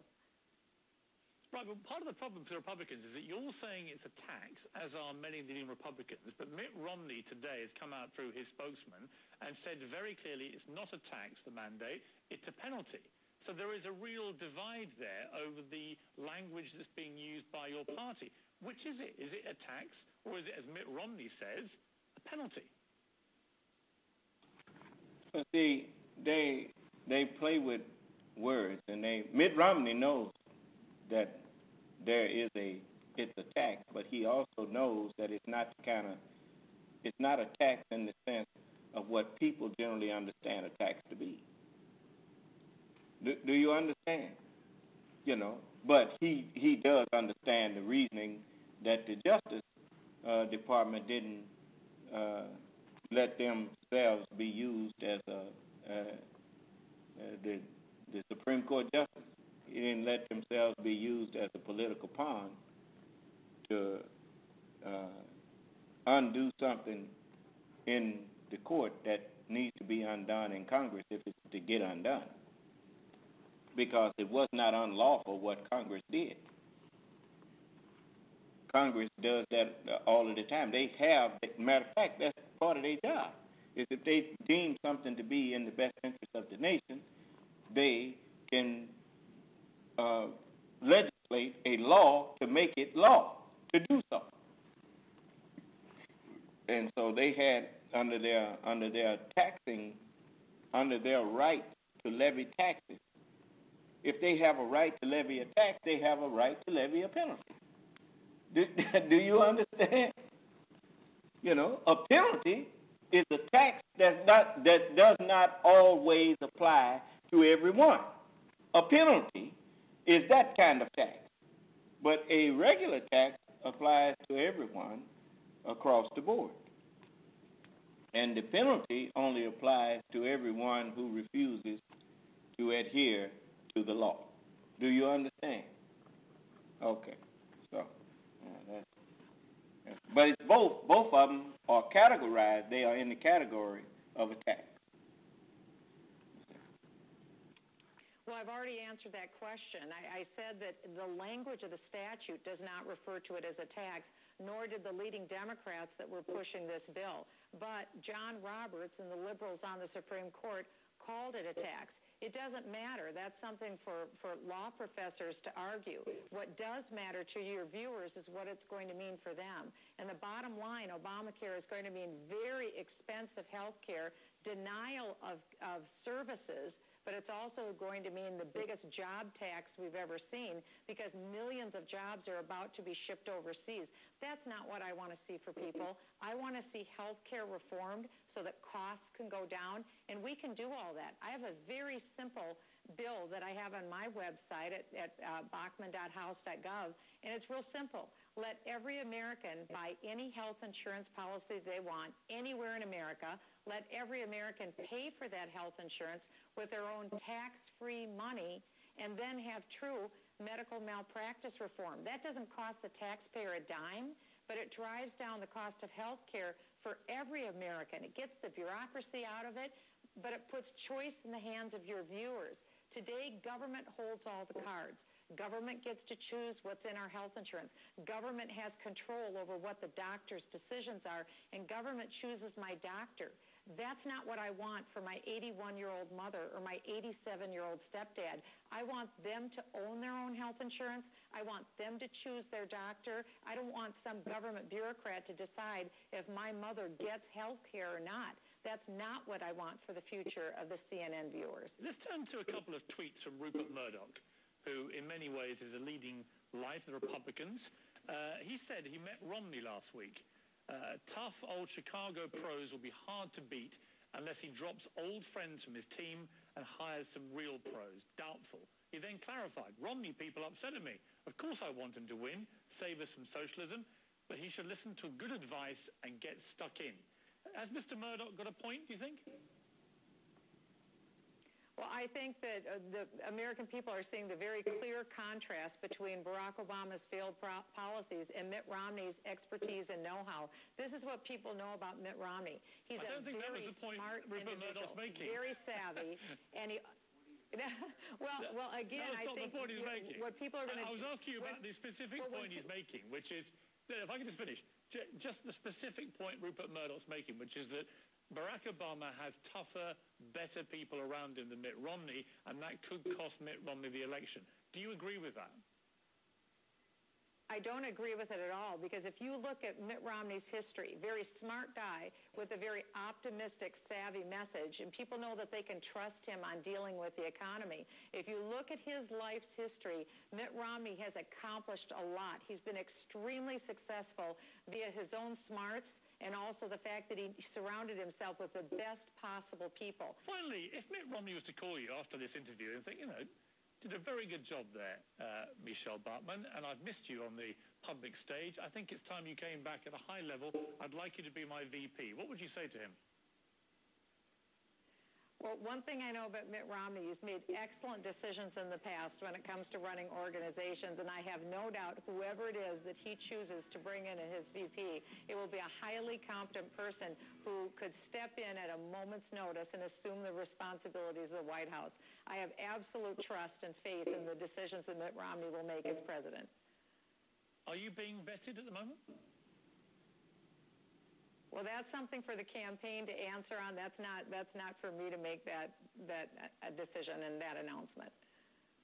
That is not, as we say in the journalistic trade, a denial, Congresswoman.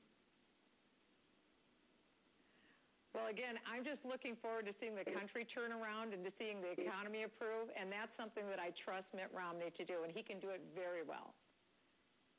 Michelle Bartman, thanks for coming back on the show. I appreciate it.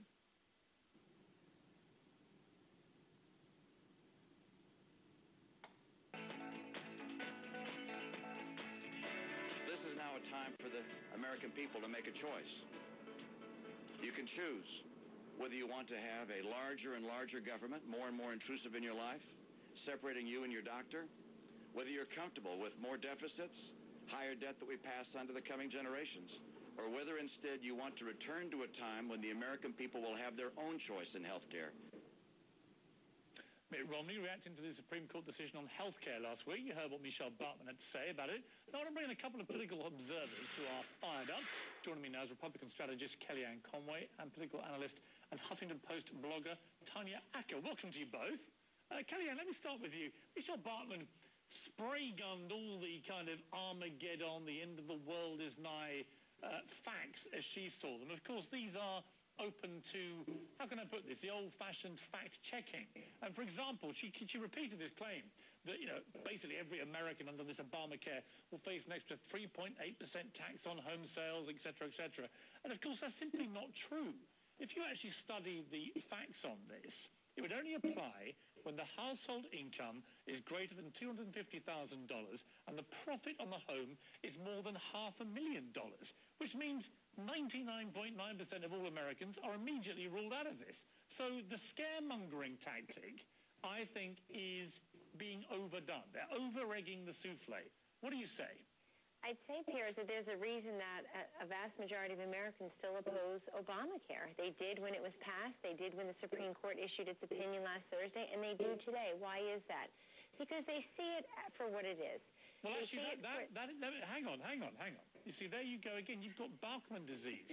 It's not the vast majority of Americans. The latest polls say that half of Americans are in favor, half are against. One of the polls does. But Piers, let's just talk about the opinion. You see how they just sit up and lie, and it gets so blatant that even the host can't go along with it. He tried to let her go until pretty soon it just gets so blatant. He said, wait a minute. I mean, you insult, it's an insult to the intelligence of people. If those people are at a certain level of intelligence, it starts to insult their intelligence for you to suggest certain things to them. And that's why they want you to stay around 17 in education. You see, they're not interested in you getting educated. You'll notice when you make people stop and just say, wait a minute, what you saying now?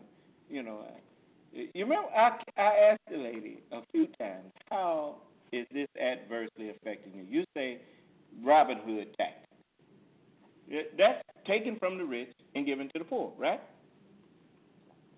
Well, I asked her, what has been taken from you? I mean, if you already got health care insurance, what? There is no penalty. It's just for people who don't have health care insurance. Huh? So how is it Robin Hood? Taking something from the rich to give them. What she's saying is, well, it's going to be more people at the doctor's office. Anybody that's ever been to a doctor's office, you know what I'm talking about, especially in the black community. Whether you got insurance or not, them doctor's offices is full. Huh? That's not the issue. The issue is make health care insurance affordable so that people don't have to be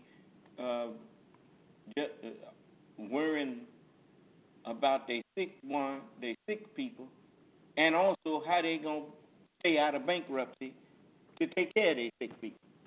Ain't he smart? Who is that, brother? If you got something to say, why don't you unmute your phone and say it? But don't come in here, and if you do that again, I'm gonna just put you out the room. Now, if you got something you want to say, I'm not afraid of something you got to say. Come on in and say what you think you need to say, Mr. Anonymous. You know. But you see, this is the kind of thing that you get. Watch these two women go at it, and pretty soon you'll be able to tell which one of them really got some facts and which one of them just trying to play on your ignorance. Its impact on the population now. Yeah, but you can't just repeat the vast majority of Americans oppose it when the clear evidence from the latest polls that's not true. From one poll, but here's the fact is that we know tax is a four-letter word to Americans. This is why the left is trying to say, no, it's not a tax, it's a penalty. When did tax become a four-letter word to Americans? What Americans? The only ones that seem to be adverse to the word tax is them who signed the Norquist Pledge.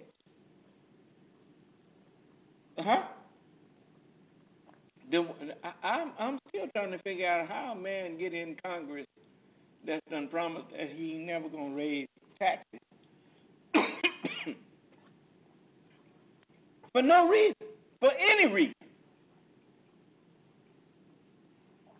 Then what is he doing and sitting up in Congress?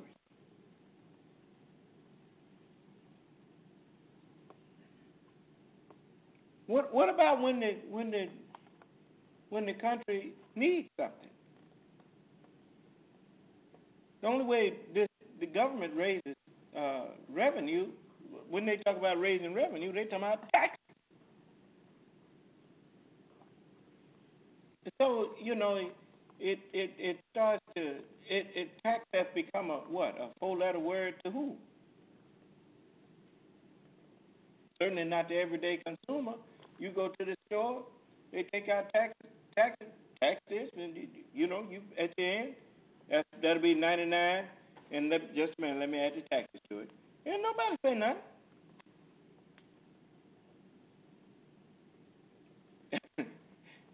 So when did it become a four-letter word? They trying to make it a four-letter word through their clone-making media. Do you understand what I'm saying? You keep hearing something enough. You notice people keep hearing something enough.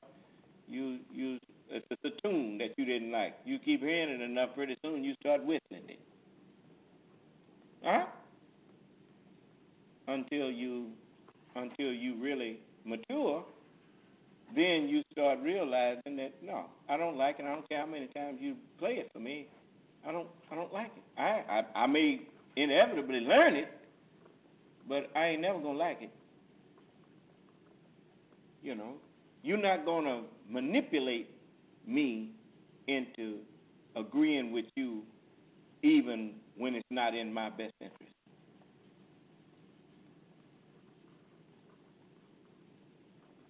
In other words, you looking at one thing, and they telling you seeing something else.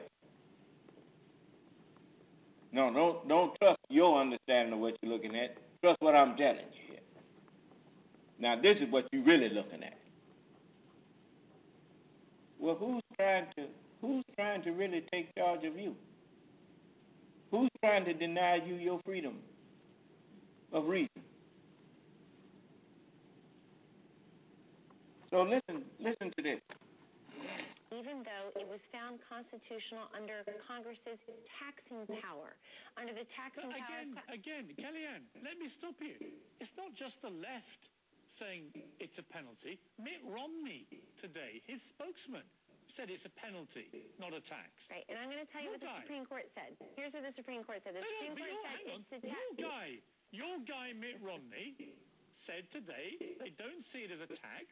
They see it as a penalty. So how can you blame the American public for being confused? I'm not blaming the American public for anything. I'm not blaming the American public. It's a penalty. But Pierce, here's the implication. As the Supreme Court held, they said the fact that Congress, the people who wanted to fool us into believing it was good for us, called it a penalty, does not mean it's a penalty for constitutional purposes.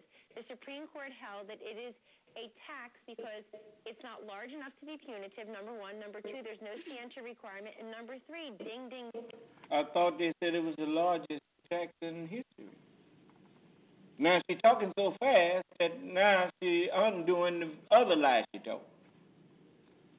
Huh? Now, listen, it's not large enough to be a penalty. Listen.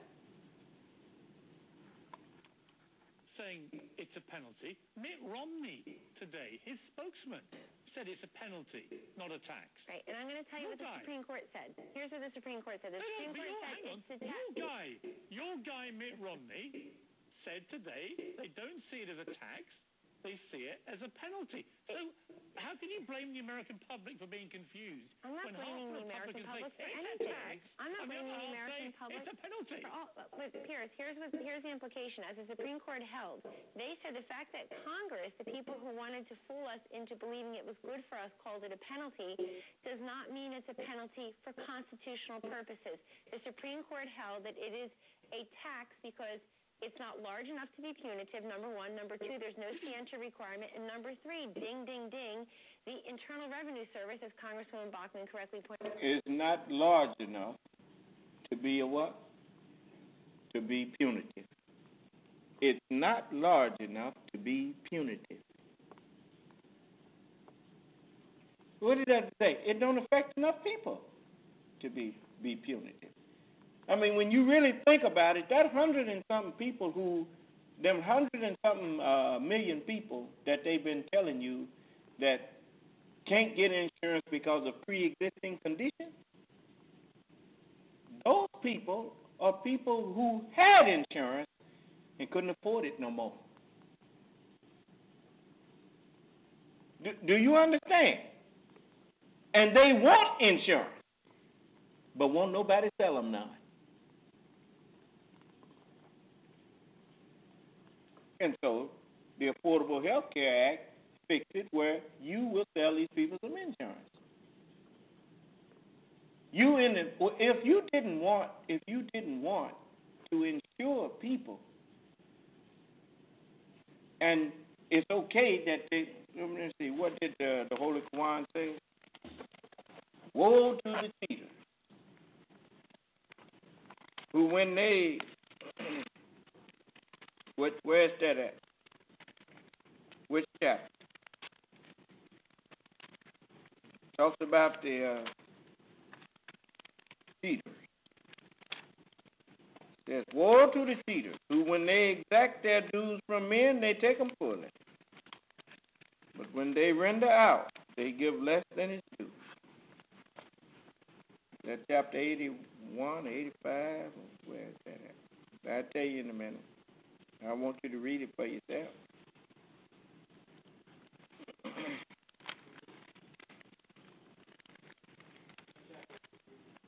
Chapter 83 of the Holy Quran, it says, default in duty. What is the whole duty of man? Fear God and keep His commandments. Remember when I asked the lady, you a Christian? You love love insurance for yourself, but you don't love it for your neighbor? Huh? What that's got to do with what it's got to do with it, huh? But what is the insurance company? When it comes time to get your premium, they want it all, don't they? Is that right? Well, in the name of Allah, the Beneficent and Merciful, woe to the cheaters who, when they take the measure of their dues from men, take it fully. And when they measure out to others or weigh out for them, they give less than is due. Huh? So the all that 100-something million people in America that had insurance and can't get it no more. Huh? Why? Why? Because we can't keep paying out for your hospital care and like we agreed to. So they cut them off because it was taking money out of their pockets. They're so used to just getting paid and not doing nothing for you. They want your money, but they don't want to do nothing for you. And that day gone. You're in a day of justice now. So listen. I mean, the insurance company's still gonna make money, but they're gonna have to do what their industry is set up for. Do you understand? So will now be the one in charge of collecting it. So if the American people, whether they go to the polls this November or in 2014, having not purchased essential minimal requirements of health care, quote unquote, they will have to pay for it in their tax returns. So everybody can call it a penalty. If people feel it's a tax, if the four-letter word is a tax, that's the way that they're going to react to it. Okay. Well, half the Republicans are calling it tax, half are calling it a penalty. Mitt Romney thinks it's a penalty. I'm confused, Tanya. Bring me up to speed with where we are with this. And I'm actually equally confused by Barack Obama, because he said quite clearly in that interview with ABC a couple of years ago, it is not a tax, never going to be a tax. Now he's saying, well, now the Supreme Court says I can do it through taxation. It's a great idea, but it's still a tax. That's the way he can do this. There's a good reason why you're confused. I mean, if you read the Supreme Court decision, the court says very clearly at the outset that it's not a tax, because if it were a tax, the court could not have reached this decision. There's something called the Anti-Injunction Act, which says that you can't challenge a tax until you actually have to pay it. Now, what the court also said is that the act could be upheld under Congress's taxing powers, and there are lots of exactions. There are lots of penalties and monies that people have to pay under the Congress's taxing power that may not necessarily be a tax. But actually, Pierce, I want to go back to another point you made, because I think it's really interesting what both the Congresswoman and Kellyanne do, and it's fun watching people do this. Sometimes you repeat something long enough and perhaps it becomes true. But even if you were to consider this a tax, I keep hearing this talking point that suggests that it's the biggest tax increase in the world, if you believe Rush Limbaugh's facts, or in the history of the United States. That simply is not true. The tax increase, let's call it a tax if you want to call it a tax. If you call it a tax, that increase is 33% less than the 1982 tax increase that Ronald Reagan passed. And going back to the point about the point is, if you don't like what I'm saying, and if you don't like the fact that you're making up facts, then just hear me out. Excuse me, what facts did I make up exactly? No, hold on. What facts? That's what you will always get when you have one person or some persons on one side telling a lie, and someone on the other side that may be speaking truth or half-truth. Then you get like hot and a cold, hot air and a cold air front coming to each other. I'm really sorry about that. It starts. I can't take any requests it starts a tornado or a hurricane or something. Because they can't mix. And so, that's why I tell people when they come in here, look, we're not going to get into bigotry in here. I want to hear what you have to say. You ask me a question about something that I say or whatnot, I will answer you, and you do me the same courtesy. Huh? They agree to that in principle, but when it's time to put it into practical application, most of them can't do it because they know they're lying. You see? You don't tell me something is harmful, and then I ask you, well, how is it harming you? And then you say, I'm changing the subject. But in other words, you just threw that out there. So that's the kind of thing you got here. It's just like when Michael Moore was asked about, is taxing the wealthy necessary? Listen to what his answer was. Now, he's a wealthy man. I mean, Michael Moore ain't no poor man. You do know that, right? Okay, listen to this. It's your own damn problem. How important, Michael, do you think taxation is as an issue in this? In the sense that Warren Buffett came out and said, look, I want to be taxed more. The president said we need to raise taxes, particularly on the wealthy. We need to cut the Bush tax breaks for the rich. And all that gets sexy headlines, and it's an easy thing to say, particularly if you're Warren Buffett and you're earning billions. But underlying it, does it really make that much difference to the success of the economy in America, do you think? How important is the tax issue? It's very important. It's not the whole thing, but it's a very important piece of it. Why? Because the wealthy have not been paying their fair share.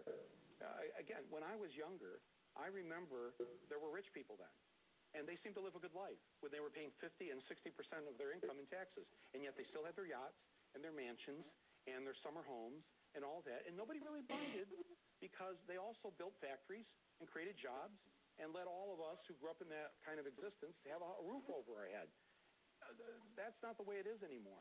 They weren't satisfied with what they already had. They wanted more and more and more. And I think that's what you hear from this woman here. You're right. It's sad that in America somebody would say that. I was in an audience the other night, and a 20-year-old young woman said that she's not going to college. And I said, why aren't you in college? She said, I can't afford it. You should never, ever in America have to hear somebody say, I can't afford to go to college.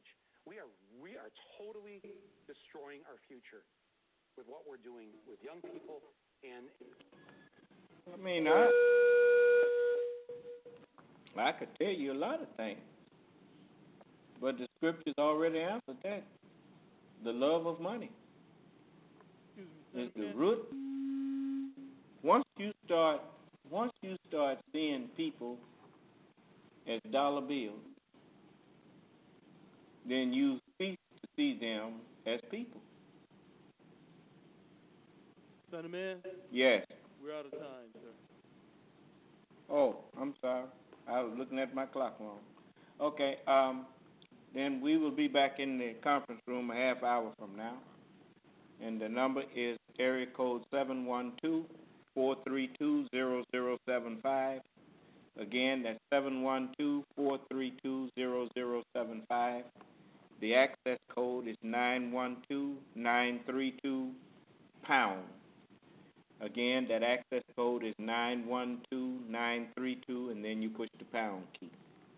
And I'll meet you in there in a half hour from now, and we'll continue this discussion.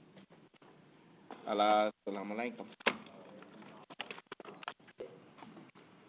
In the name of Allah, the Beneficent, the Most Merciful, the Truthful, and the Most Just. Allah, assalamu alaikum.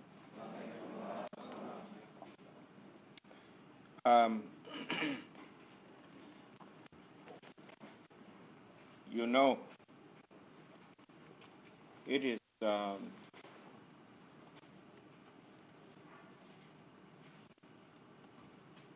sometimes very hard to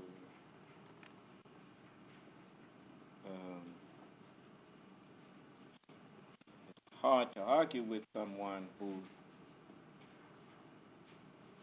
keeps changing their position. And the old saying is true that if a wise person and a foolish person is arguing, the listeners hardly can tell which one is which.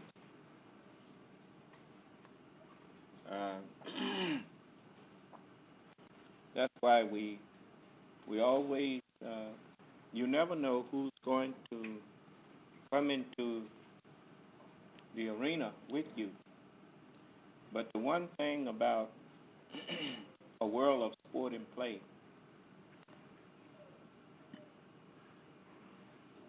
we learn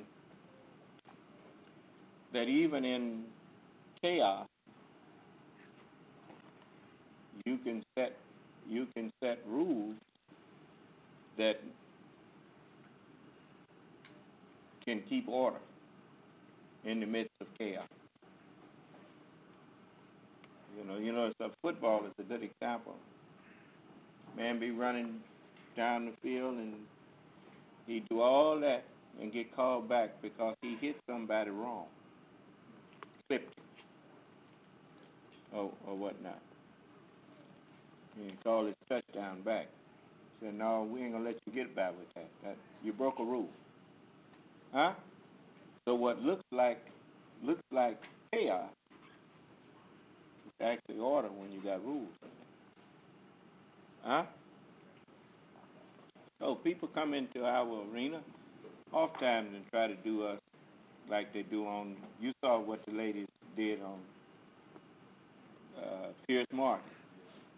Yeah, he's trying to get a word in, and she won't let the man talk, and he's the host. Huh? Why? Because to let him talk is to knowing he gonna say something that he can't deal with. So the only way to get around what he might say is pretend you don't hear him talking. You see, but at this arena here, we lay down them rules before we get started, so that they can't say they wasn't aware of them, huh? You know, and so when you back people in the corner, certain truths that you say to people, it back them in a corner, and they have no choice but to concede. If not verbally, is by saying nothing. And no contendery. Huh? All right. Same as what? Same as guilt. So don't tell me you believe in Jesus, but you don't believe in national health care. Don't tell me you believe that America should be productive, but you don't believe that in order to get that productivity, you got to have healthy people. Don't ask me what that's got to do with it. You already know what it's got to do with it. And if we're going to be harmed by this, show me how you've been harmed since you was already buying health care. How does that harm you? So when you put people in a position where they have to really justify what they say, you find that there is no justification. It's all about seeing how much can be put over on how many. So, but I'm here to make clear the truth to you. As the messenger said, the judgment. Oh, the judgment, that dreadful day. It is here. It is not to come. Hundreds and thousands of signs have the prophet set before this day. I do not have time and space here to go over signs, for you're in them now. You see and you read how everything was foretold that is happening today. You say you don't believe that this is a judgment? Tell me, Mr. or Mrs. or Miss, have you ever seen a time like this before? Have you ever seen the clouds, the rain, the snow, the wind going look like out of the very law of the nature in which they were made? To send rain down from the cloud to the earth. This rain has become an evil thing now. To send wind to satisfy the whole man who is lying in the dust. Cool him off from the fiery heat. But this wind has become an evil wind. She's blowing, but is destroying their lives and the property of the people that's in its path. Have you ever heard tell of such storms destroying the property and lives of human beings in America? A country who claims that it follows Jesus. A country that people claim that they are better than anybody else. Oh, what the day. I could repeat with that old scientist. Then the Bible, he said, oh, what the day. The work of the day is only woe. I bear him witness. A dreadful day. A day in which the anger of the Lord is kindled against the wicked and against all that do wicked and against the proud who think that they are too proud, too wealthy, have too much to look forward for other than bowing to God. But both Bible and Holy Quran say everyone will bow before the Son of Man. Every human being on the earth must submit on this day that there is a God over him. We're not made or created without an aim of purpose. So says the Holy Quran. And this is true.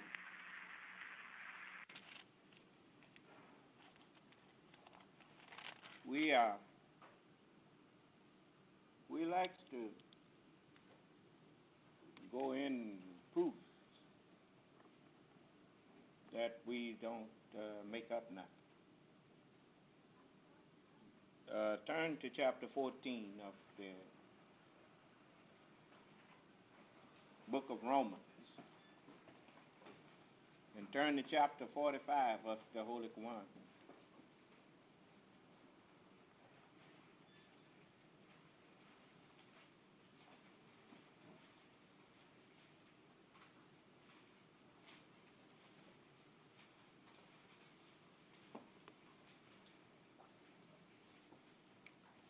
In chapter 14 of the book of Romans, it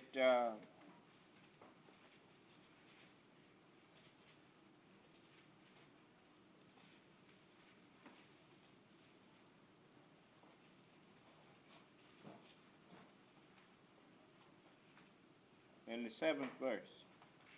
We'll start there. For none of us liveth to himself, and no man dieth to himself. For whether we live unto the Lord, and whether we die unto the Lord. Whether we live, therefore, or die, we are the Lord's. For to this end Christ both died and rose, and revived, that he might be Lord both of the dead and the living. Now, understand something. This, the scripture says, I'll show you an example.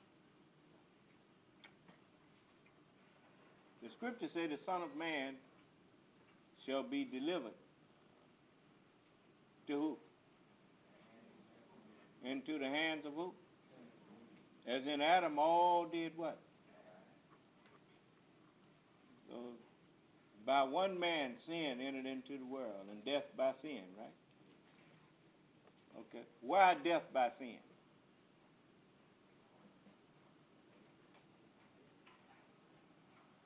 Think over what you've been taught.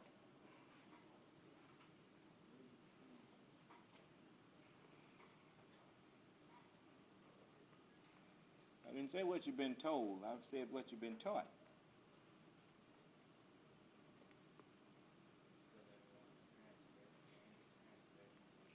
Say what?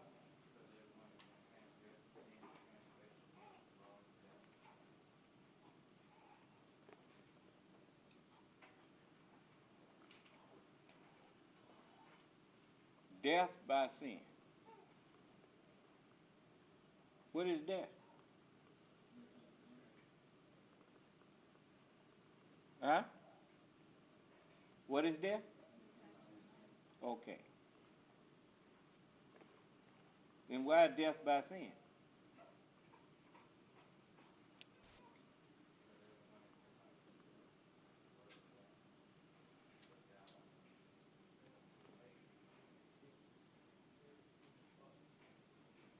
Say what? No.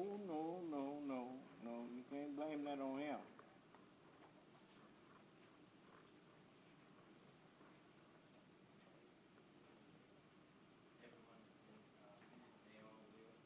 What do you learn?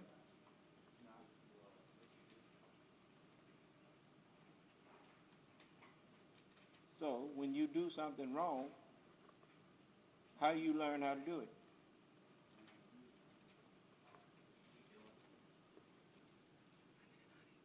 Thank you. So you learn how to do it what? You learn how to do it the way you do it, huh? And if the way you did it was wrong, there ain't no right way to do something wrong.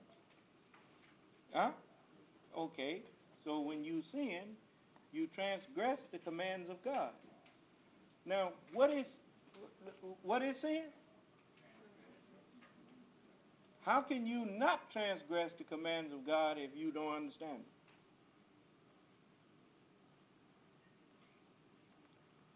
So you had 6 days to do all your labor, all your work.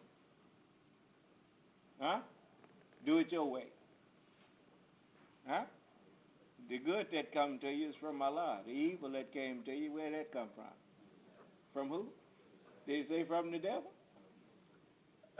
Did it say from yourself? Okay.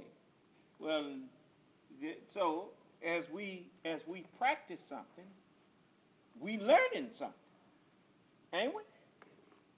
We're learning. We're getting understanding of what we're practicing, right? And death by sin. Misunderstanding by transgression. Huh? Okay, the Son of Man was delivered into the hands of sinful men. Oh, you all got all these religions around here. Huh? From reading a book that's over their head. A book that's not of this world. And so they reading the book and they misunderstanding the instructions and they putting their understanding on it. And then what happens? They get misunderstanding. So, death. The Son of Man was put to death. Huh? Put into action, but the action that was put into misaction. Huh? Put to death. And so it says, for to this end Christ both died. Now, how many times have a teacher told you, I want you to read these chapters. We'll discuss them tomorrow in class. Huh? And as you read ahead and you read ahead and misunderstand, you die. But that was so that you could live later. They knew you wasn't going to understand. But when you come in there and start talking about it, then you will have learned questions. You will understand that they coming to you straight out the book with something that you thought meant one thing, and they say, when they read that part and go over it with you, you say, oh, that's what that was talking about. But what if you didn't read the book? If you didn't die, then you can't be resurrected. Huh? If you didn't go in there and learn what it said, then how was someone going to give you understanding of it when you didn't bother to learn what it said? So you are actually baptized into the death of the Son of Man, into the death of Christ. You notice, none of the prophets sit around explaining their revelations to people. They didn't sit around explaining a bunch of stuff. And Jesus asked them, have you understood this parable? And how are you going to understand all parables if you didn't understand this one? He said, I have yet many things to say, but you can't bear them now. Howbeit, when he comes, he'll guide you. Do that sound like Jesus came to guide you into all of the truth? So, as it says, Christ is a whole body of men, right? Okay. For to this end Christ both died and rose. The dead in Christ shall do what? Yeah. And then it says, and revived. Huh? And it says that he might be Lord both of the dead, of those who don't understand, and of the living. Remember now,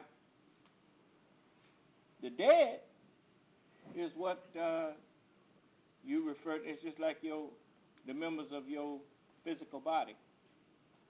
The only member that has understanding in the body is the head. The head are the group of members with the senses. That's the sensory department. That's the faculties. Huh? The body itself is dead until the head quickens it. The head orders the body into motion. We sent no messenger but that he should order men into motion. that he should be obeyed. Is that right? We made no head, but that it should be what? Obeyed. By what? By its body. Is that right? Okay. Now, and so the Son of Man is the Lord of both the living and of the dead, of Christ and of Christ's body, which is humanity. Do you understand?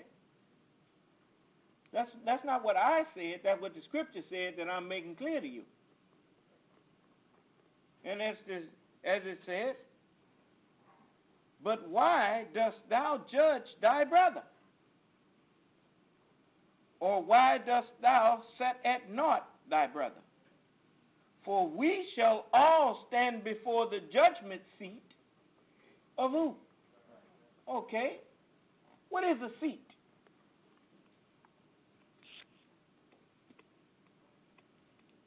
It's a place where you expect somebody to sit, right? Okay. Well, when you understand that Christ is all of the messengers of God collectively, then the Son of Man is told, take the book, take the knowledge of them, and take it into yourself. Take it into this belly, or take it into the seat of knowledge up here, your brain. And we all must stand before the judgment seat of Christ.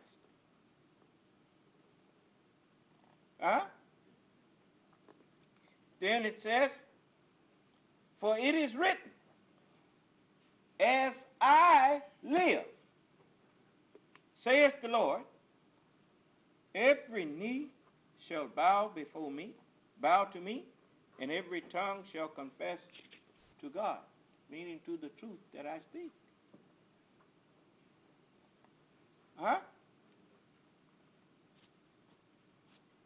You see, it's plenty places in the book, as the messenger said, that everyone will bow before the Son of Man. Why? Because the Son of Man, the brain of that man that's one reason I'm called Son of Man. It's because all of their knowledge, my brain is the seat of it.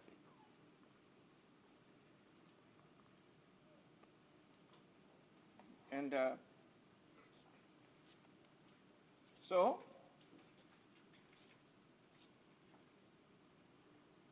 every one of us shall give account of himself to God. Remember when I asked the lady, was she a Christian? She said, yeah. How you love your neighbor as yourself and against affordable health care? You got health care. Why you don't want that for all of your neighbors?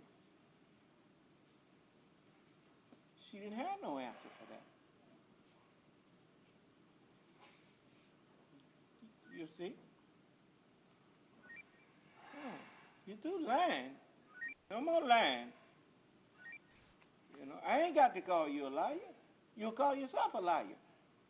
You think Jesus would go for what you say? You think he'd be against the affordable health care? What do you think? She lied about that. I didn't have to tell her she was lying.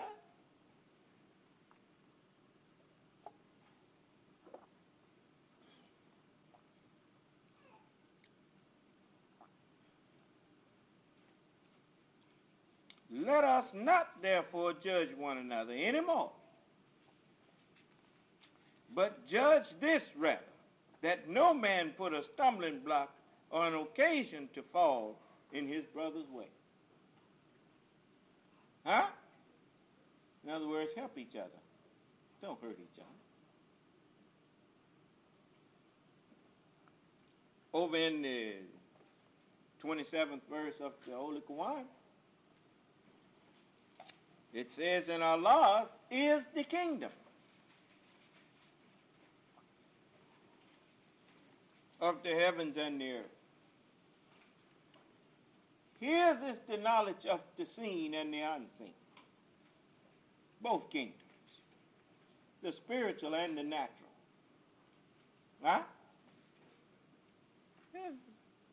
It says, "And on the day when the hour comes to pass."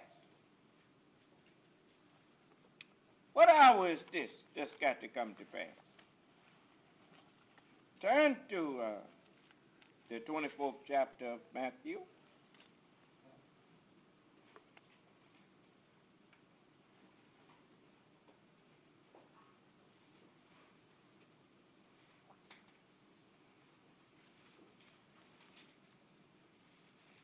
This is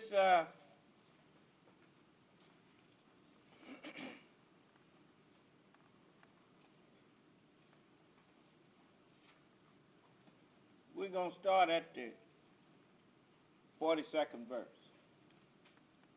It says, "Watch therefore, for ye know not what hour your Lord doth come. But know this, that if the good man of the house had known in what watch the thief would come, he would have watched and would not have suffered his house to be broken up, to be divided against itself." Huh? It says, "Therefore be ye also ready, for in such an hour as you think not." Who coming? The Son of Man coming. "And on the day when the hour comes to pass." Huh?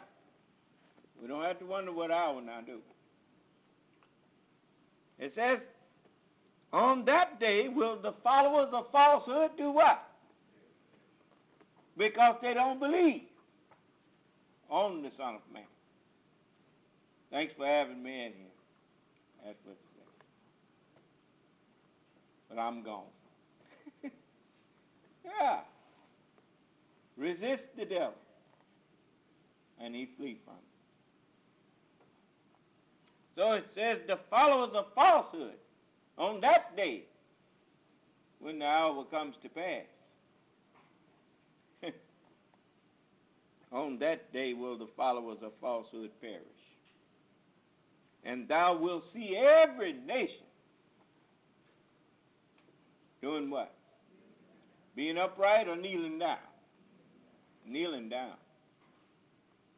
Yes.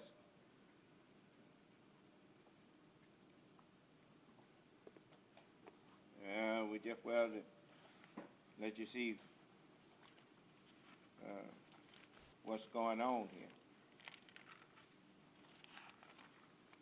If they was kneeling down to the right one, they wouldn't have to be judged. No. Turn over here and let's read it.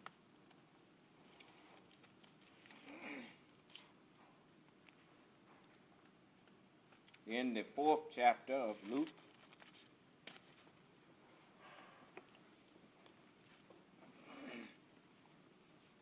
it says in the 5th verse, "And the devil taking him up into a high mountain showed him unto him all the kingdoms of the world in a moment of time." Showed him all the kingdoms of this world. But, and Allah's is the kingdom of the heavens and the earth today. You're taking it back. But the devil showed him the kingdoms. Huh? "And the devil said unto him, All this power, all this knowledge, will I give thee, and the glory of them, for that is delivered unto me." That's the part he tells you.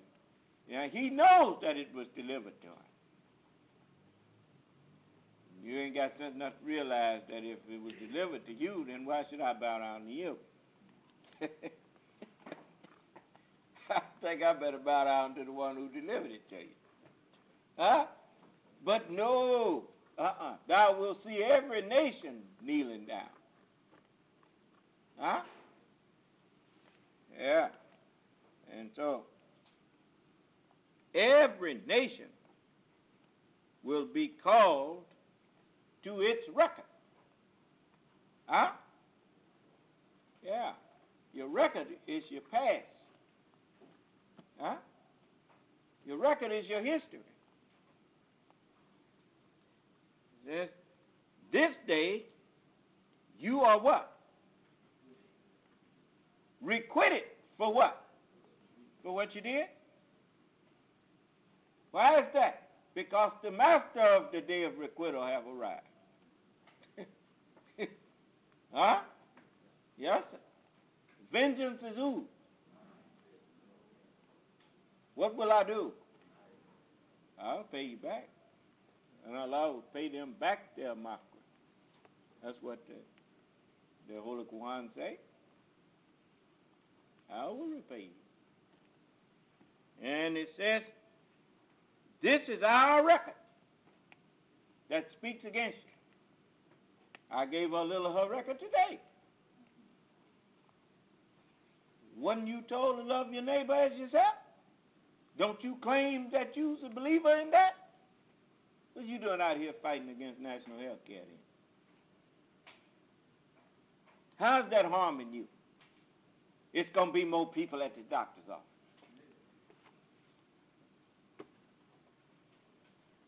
Do you honestly think that not having health care insurance is stopping people from going to the doctor? It's just making the offices fill up in a certain part while the other part can figure out little nuances and ways to keep you out of there. Listen to it. Huh? Listen to it.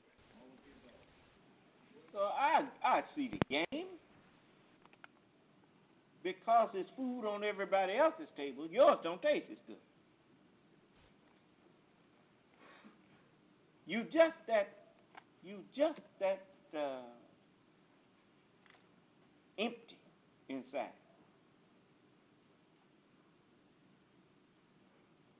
That if everybody is doing fine, you don't see the point of living. You just that shallow and you don't know people. You don't know people. You got people, they see you got a nice home like they got, immediately theirs don't look so good to them no more.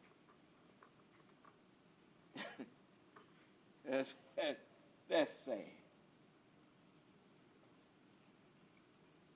They don't love for you what they love for they.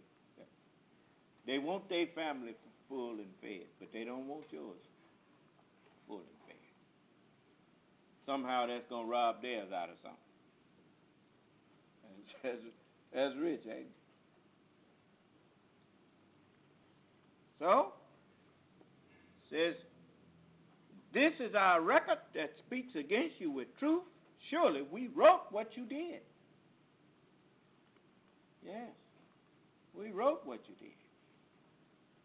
Let me show you something. We even told you what was going to happen if you didn't do better. Now I want you to hear this. But first, I want you to go to the book of James. Go to the book of James and look what's written. For surely it's written. We wrote what? We wrote what you did. We wrote it before you did it. He even bear witness in his history. He tells you he have a written destiny. It's called a manifest destiny. Yes? Written. Now, what that say on the 5th chapter? Go to what? And do what?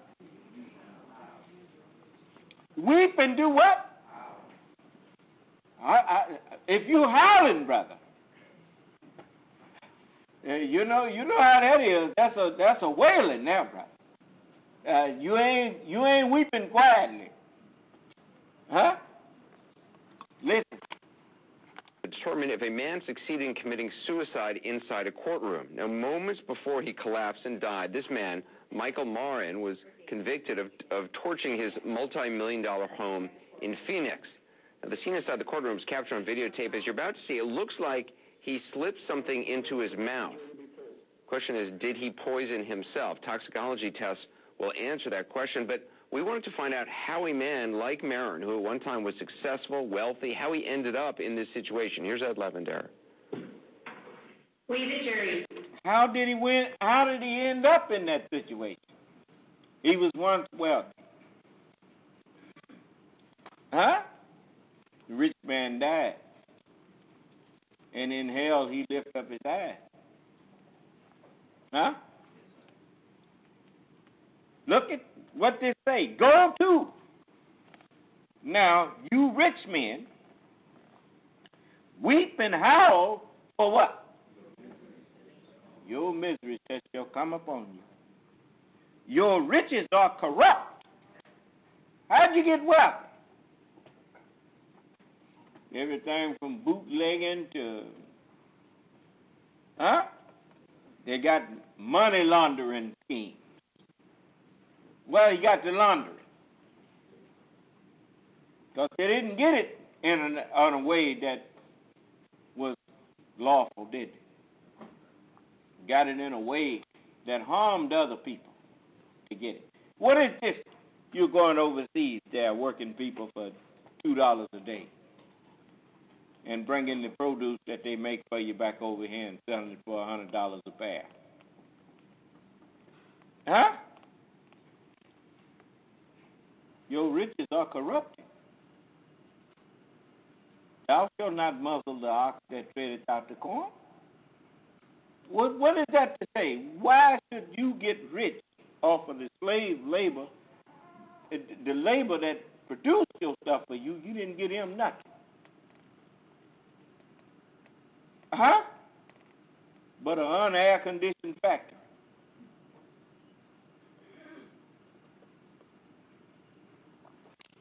Your riches are corrupted, and your garments are moth-eaten. What do you mean their garments? Blessed are they that keep their garments, lest he what? They used to have some garments, but they kept punching holes in them. Used to have respect for the Bible. Huh? Even the slave-making Willie Lynch now talked about the Bible in a very respectful way, didn't he? I'm here with you on the James River, named for our illustrious king, whose version of the Bible we what? Cherish. Huh? Yeah. Okay. Who cherishes it now?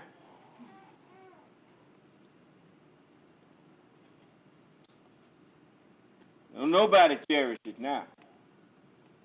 Business, money talks, and everything else what? Yeah. But the love of money is the root that once it take root in you, it ain't no good can come from it. All evil. Your riches are corrupted. Your garments are moth-eaten. You know what happened? You let any kind of garment sit up and just sit up and don't never wear it. It's going to wind up the moths or something getting to it. Huh? That's right. It says, in your gold and your silver is cankered, and the rust of them shall be a witness against you. What is the purpose for money? To circulate. You know what a recession is? What happens in a recession? money stopped circulating. Ain't nobody spending no money. The rest of them shall be a witness against you. Huh? Look at the infrastructure. It don't take no rocket scientist to see. Well, all you have to do is drive across the country. You see the bridges in disrepair. You see the roads in disrepair. You see cities that look like they outdated. I mean, just look at this so-called modern country and drive through the average metropolitan district, and you start. It looks like the whole country just done got old.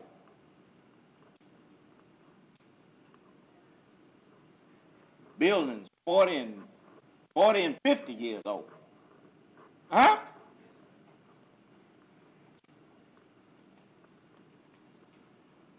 Streets and everything too narrow. The roads haven't kept up with the automobiles. Got all these automobiles, and ain't got enough lanes on the highway to really accommodate how much the industry has grown. Huh? Then why would you not agree on a common sense thing like, hey, look, till these construction people, since the construction industry done got slow, let's put these construction people to work, rebuilding America. That's always been done.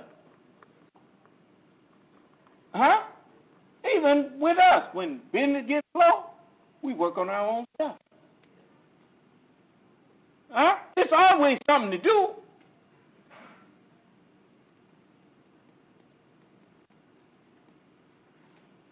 But no, you can't do that now, because the man don't. Look at what happened here. These were the final minutes of Michael Marin's story and life.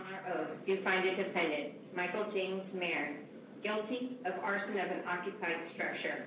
How he got here is a tragic and bizarre tale, but before we tell this story, remember this moment. After being found guilty of arson and now facing up to 21 years in prison, Marin covers his face and appears to swallow something. We'll come back to this scene. Michael Marin graduated from Yale Law School, had a lucrative career working around the world for Wall Street investment banks, making several $1 million. He collected Picasso artwork, drove a Rolls Royce, and flew his own plane. He was an engaged. The rest of them shall be a what? Witness against you. Listen. Character. Paul Rubin profiled Michael Marin back in 2008 for the Phoenix New Times newspaper. Spent hours talking to the eccentric millionaire. He's the smartest guy in the room. He's the smoothest talker in the room. He gets all the girls. He's that guy. And he just ran into the brick wall that happens to these characters eventually. The brick wall was this 10,000 square foot home in the Biltmore Estates, an exclusive. What do you call them? These characters. What is that to say? You know, they know how they got wealth. As the book says, your gold and silver is cankered, and the rust of them shall be a witness against you, and shall eat your flesh as it were fire. You know, what's another word for eat? Consume. You notice the scripture says flesh, not just meaning what you think of when you look at yourself. It also says every spirit that confesses not that Christ is in the flesh. This is that spirit of Antichrist. Okay. The love of money is the root that leads to no good. Well, what happens if fire catch hold of the flesh? It ain't nothing good going to happen on that, is it? Okay. The desire for just money. Eats away at your humanity. It eats away at the righteous and good nature of certain knowledge that's taught to you. You have to put it aside in order to just be concentrating on making money. Do no favor. Seeking what? You can't capitalize off of people in their sickness and in their adversity if you listen to what the Word of God says. You have to have compassion. So that desire to amass and store wealth, the rust of it, anything that's sitting up so long, you got so much of that sitting up rusting on you. That's because you're not using it. You're just putting it over there. The rest of them shall be a witness against you. And as it says, it shall eat your flesh. You know, it destroy your brain as fire. When it gets, you know, you seen deers when they get in rut. He ain't never be so stupid as then, do it? Because he's burning. His mind is on fire. His brain is on fire with the reproductive drive. And so people's brain get on fire with the desire for more. Everything else is just burnt up. Everything else, they lose all of their humanity. It's all about money talk and everything else out of here. Do you understand? And eat your flesh as it were fire. You have heaped treasure together for the last days. What did Grover Norquist promise them? Take the pledge. I'm going to make you rich. You can go to Congress. You can rule. You can govern. And never will so few owe so much to so many. And they buy into it. And in the process, they buy out of humanity. They become like dead men walking, vampires. That's what that movie Abraham Lincoln was about, playing, and vampires, and they finally got him. But the thing was, is he was getting rid of the bloodsuckers and trying to make them realize that you can't live on this earth and take misadvantage of one another. But here it is right here, the next verse. It says, behold, the hire of the laborers who have reaped down your fields, which is of you, kept back by what? You defraud people out of their rightful pay.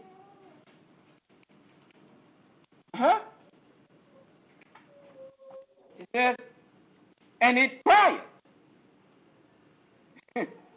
And the cries of them which have reaped are entered into the ears of the Lord of Sabaoth, of the Sabbath day. Yes.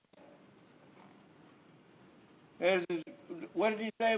Like Moses, did he say? I have heard the cries of my people. By reason of their taskmaster, I have seen their affliction. You have lived in pleasure on the earth. Son, remember, in thy lifetime thou received thy good things, and likewise Lazarus evil things.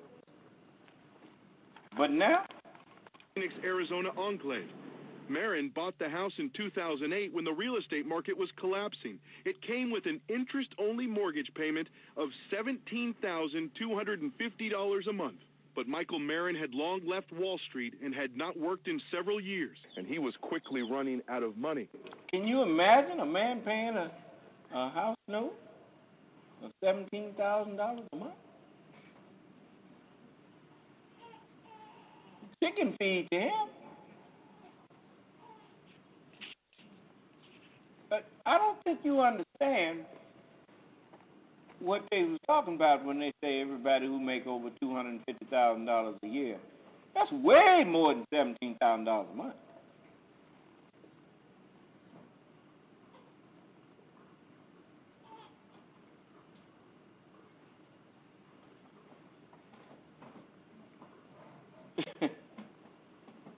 We don't have that much coming in with all us together.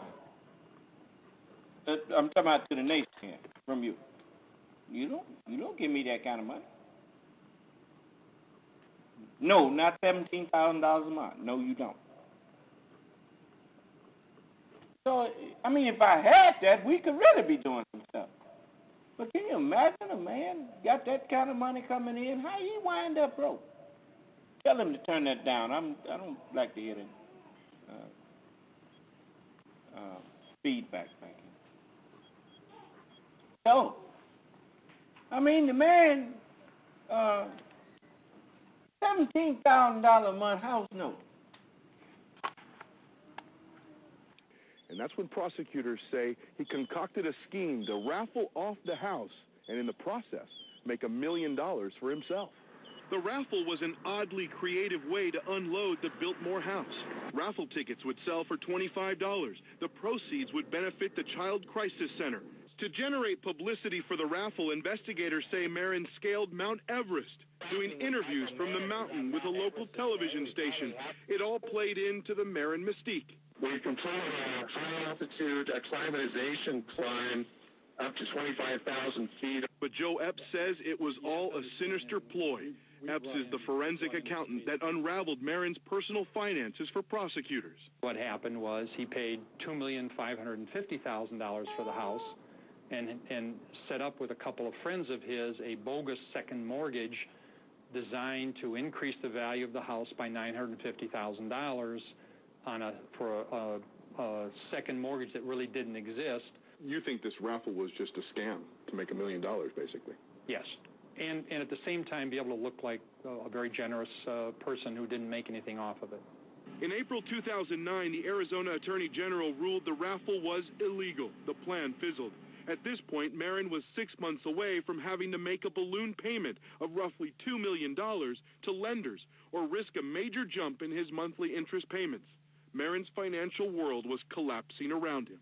I don't think that he really thought this thing through, he and his pals, and it ended up where he had to do something that was pretty wacky, which was burn down his house.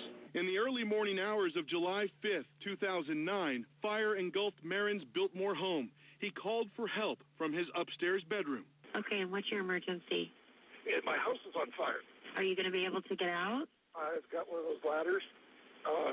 You have a ladder where? I'd rather work on that than talk to you, so let me get the hell out of here. Marin emerged from the burning home wearing scuba gear that just happened to be ready to go in his bedroom. Jeff Peabody is the Phoenix Fire Department investigator who handled Marin's case. Every fireman sees, you're not going to believe this guy. He came out of a ladder out of his master bedroom wearing a scuba tank and a scuba mask and a snorkel. And yeah, you're right. I find that odd. Marin even relived the escape from his hospital bed. I realized that I actually had some air left in that tank, and that's what enabled me to get back to the window and deploy that ladder. If I hadn't had those two things, we wouldn't be talking. Peabody says he found 4 spots in the house where fires were intentionally set and a long line of phone books that was supposed to help the fire spread. Which brings us back to that Phoenix courtroom. A jury convicted Marin of arson. He's facing between 7 and 21 years in prison. After he appears to swallow something after the verdict is read, notice as he reaches down and appears to get something from his bag. He then wipes his face, swallows something, and appears to swallow again. But 8 minutes later, Marin starts convulsing and collapses. Even though it's not been officially determined what killed Michael Marin, it's believed Marin swallowed some type of poison. Marin's attorney says the convicted arsonist showed no signs of preparing to commit suicide. It was a gigantic shock. I think it's fair to say that we certainly had no inkling that this was going to happen. I'm not aware that anybody did. Ironically, it's Jeff Peabody, the fire investigator who built the arson case against Michael Marin, who tries to help him. But Peabody says there was no way to save him, and that his final moments played out in a dramatic fashion, just as Michael Marin had lived his life. If he's going to do something, then this would be the time that he would do it. Sort of like escaping from his house in the scuba gear. This was going to be his closure. But a grand finale exit. A grand finale exit, yeah. Ed Lavandera, CNN, Phoenix, Arizona. That's such a bizarre, disturbing story. We're going to take a short break. The Ridiculous is next.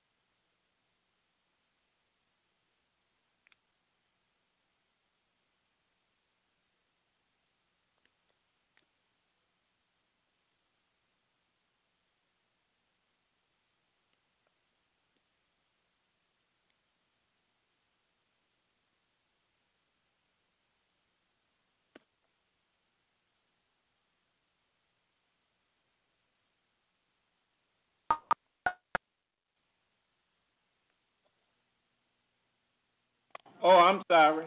I had my phone muted. I said, now, Mr. Marin, he judged his own self. You go to the 90th chapter of the Holy Quran, it says, he had Picasso's and stuff.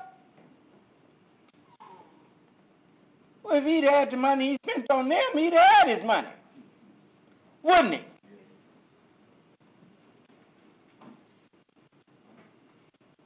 But in the 4th verse it says, we have certainly created, meaning taught man, to face difficulty. Huh? Not run from them. Huh? It says, does he think that no one has power over him? That is one of the biggest mistakes that people with power, what makes them become tyrants. Is they think that once they get it, that if you can't hear me now, that's on you. You can hear me, right? They think once they get it that it can't be taken. That's because they forgot how they got it. Do you understand? You ain't enchanted now. You was given what you have. Let them have dominion. Huh?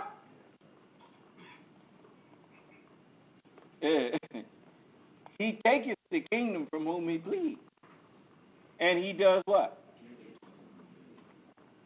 You notice, when you have yet to see anyone produced by this world come in here and get into a civilized discussion with me and win some argument that I was having with him. That's because he that's from above is above all. And that's not vanity talking. That's the scripture jumping off the page, letting you see that Allah's word ain't no lie. So, it says, he will say, I have wasted much wealth. Well, you're spending, they got paintings, man, that people have paid $1 million, $2 million for a painting and got a whole room full of them. Huh? Talking about he's collecting. The rest of them shall be a witness against you. Is that what it says? Go and weep now. Howl for your miseries that's come upon you. You think he wasn't miserable? I'm not saying that because I'm glad it happened to him. I'm saying that because Allah showed it to you on the national news. He was a very successful rich man and came crashing down. And it says, does he think that no one sees him? Have we not given him 2 eyes? Huh? And a tongue and 2 lips? And pointed out to him the way of good as opposed to the way of evil. We gave him understanding of good and evil. Huh? Even boast that he is the tree of the knowledge of good and evil. The family tree of it. Huh? Okay. But he attempts not the uphill road. Huh? Love of money keep you from attempting the uphill road. Instead of thinking about what's in the best interest of not just yourself, but of those around you, you start thinking me. Huh? That's why some of y'all sitting in here so selfish, because you don't think about nobody but yourself. You don't think about how what you're doing will affect other people. You think about what it's doing for you personally. That's the stigmatism that slavery left. That's the mark of slavery. That's the mark of the beast that's on us. You notice dogs, they think about themselves. You can feed him. Put it down there and then put your hand down there next to it. He'll turn around and bite you. And you the one gave it to him. That's a dog. Do you understand? There's a lesson in the dog. It's like that foolish boy come down and tell me about if he had his way, he changed the 5-point star that we have in our flag to 7-point star. You ain't gonna have your way, because this is not your flag. I put that flag down. I know why the star have 5 points. And it ain't got nothing to do with what you thinking about. You see? First thing you need to do is tell me why it's got 5 on there. But anyway, let's get back to this. It says, but he attempts not the uphill road. And what will make you comprehend what the uphill road is? It is to free a slave, not to go and find him ignorant and take misadvantage of him. Huh? Like they've been doing. They go to these countries and put up these factories and use substandard coding and all that, no coding at all. You can probably put asbestos in there. Ain't no telling. Whatever is cheapest. Put some fans in there. Put no central air and nothing in there. Why? Because he needs to do it as inexpensively as possible so he can make as much capital as he can get off of. He can capitalize as much as he can off of the ignorant minds of those ignorant people. And give the government their kickback for letting them in there. Yeah? And it says, or to feed in a day of hunger. An orphan that's nearly related. Notice, an orphan that's nearly related. When you find out that all human beings, God said in His Word, we created all nations from one blood. Then that makes everybody what? Relative. Is that, or the poor man lying in the dust? I'm going to create a man of sounding clay of black mud fashioned into shape. And since wouldn't nobody else help the poor man in the dust, Allah poured some water on him, made some mud, and made a man and created him, taught him something. And now he's standing up here talking to you. And as it says, then he is of those who believe and exhort one another to patience. Then he is of those who believe and exhort one another to patience and exhort one another to mercy. These are the people of the right hand. The sheep on the right and the what? Well, didn't the prophets exhort one another to patience and to mercy? What the woman just telling you? She believe in Jesus, but she ain't having no mercy on people who ain't got no insurance. What that saying? No, that's the left hand she's on. Huh? Trying to pretend that she believes in Allah in the last day, but she don't. And it says, and those who disbelieve in our messages, they are the people of the left hand. And on them is fire closed over. And the only time you see fire closed over something is when it's fuel. Is that right? So she's fuel for people like Norquist and all of these people. See, they use ignorant people like that for fuel, for fire. First thing they do, they trick you into thinking that you are smart. And so they will give you these little pieces of paper, say you're smart. You call them degrees and stuff. And once they get you big-headed, then they got you primed with your intelligence. You are too intelligent to be fooled by the bleeding heart liberal. They got little phrases they use on you. The bleeding heart liberal. We don't have no socialist government here. We don't have no. And you ask them, well, what are you going to do about all of the sick people? Well, they should get jobs. And then when they standing in there, it's a whole lot of people that used to say that.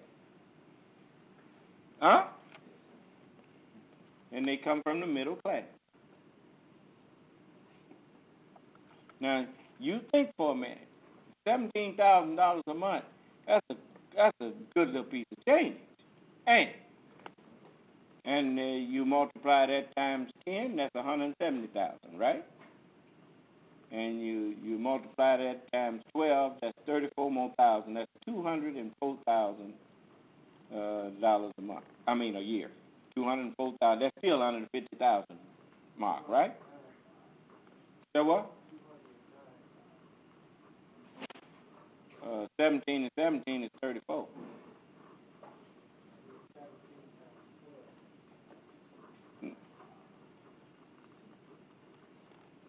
$170 plus 34 is 209.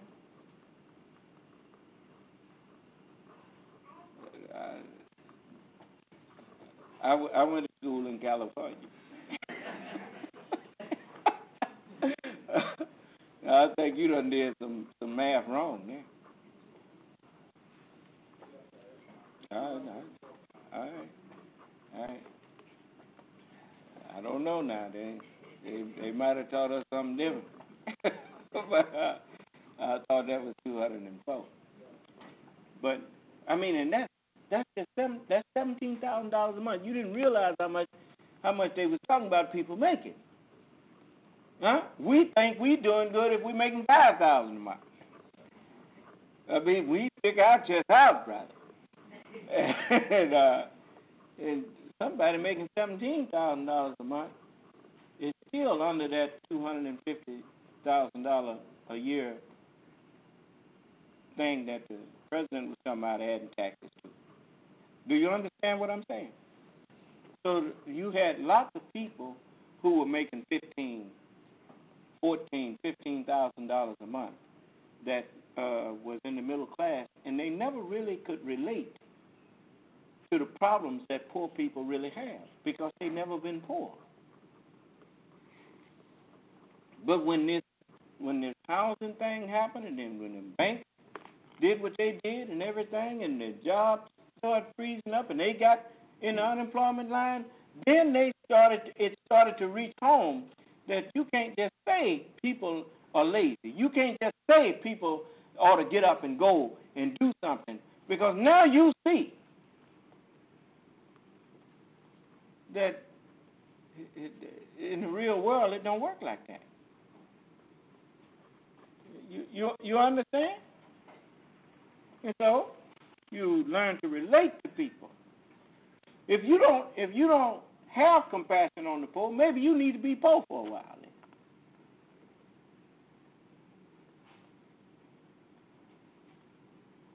Then when you see a poor person, then you see somebody you can relate to. You know. And so now it's a whole lot of people. There's a whole lot of people see with a different eye now. Because now they're on the other side of the line now. They with the have-nots now. The haves don't never want things to change. That's called conservatism. Because conservative means I don't see nothing wrong with the way things is going. Everything's fine. Everything's lovely. But the one who wants change is the ones who ain't doing well. When actually the ones who doing well, when they see others are not doing well, they should want change just as bad as them people who not doing well. Because the more people you have that's doing well, the more help you have if something goes wrong with you.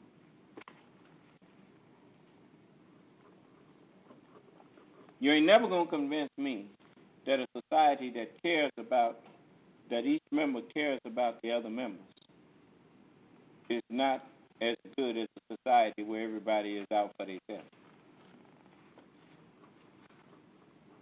Now, how in the world are you going to convince a sane man of that kind of philosophy? In other words, let's live like the animals.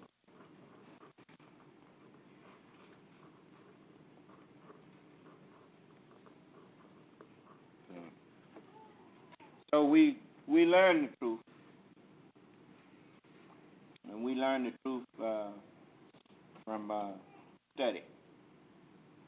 And man sitting up in court, that man shouldn't have had to take his life simply because he was on hard time. He shouldn't have had to burn his house down. But he did. Because even among the rich, there's no love, and there is no unity. There is just temporary partnerships and agreements.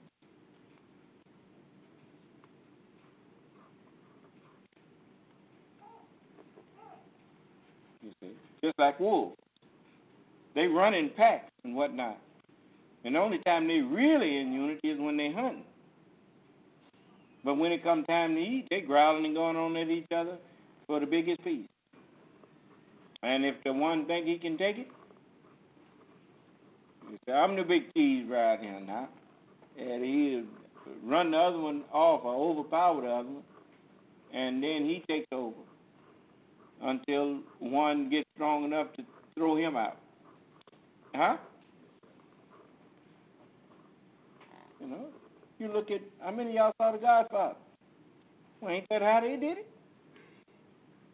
He get too weak or whatever, make him an offer he can't refuse, and find him out there in unmarked someplace out in the Sahara Desert. Is that right? Is that right? They just move each other out the way by overpowering one another. The sad thing is, many of them try to bring that to the circle of the messengers of God. You can't move messengers of God out the way like that. You can't take no divine messenger's place. Okay, how many of you get together? Look what happened to the Nation of Islam after the Honorable Elijah Muhammad wasn't here. They chose WD to lead it. What happened to him? The messenger told him before that happened. He said, if Allah took me where you couldn't carry on, you'd leave the world in a terrible condition. That's what he told him. And you live to see it happen. Now, you never seen nobody stand up and represent you better than I represent you. We don't sit up and go to whining, you know, because people trick us. You know, we take the offensive. You don't see me always trying to defend nothing. I don't have to be on no defensive when everybody that offended me and it's my turn. I got the ball now. I have the legitimate grievance now. I have the high road now. Why should I be backing up apologizing to people? Oh, you know apology for speaking up for what's right and speaking out against the injustices that we have been forced to suffer? No. I got no apologies to make for that. And the our biggest problem is us. And the devils that we carry around in our brain all day, every day, deceiving ourselves into thinking that the problem is with somebody else. The problem ain't with somebody else. The problem is with you. You got to kick the devil out. Remove first the beam. Get the beam out your own eye. Get the confusion out your own head before you start telling somebody what you're going to help them get out of there. That's what Jesus said. Remove first the beam out of your own eye that you may see clearly how to help your brother remove the mote from his eye. That's what Scripture teaches.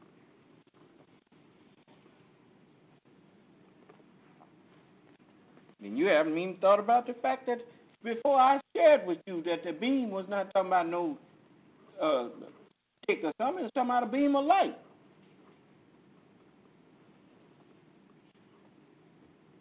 You can't look up at the sun. You look up at the sun, then you will pay a price for that. Then you out there staring up at the sun.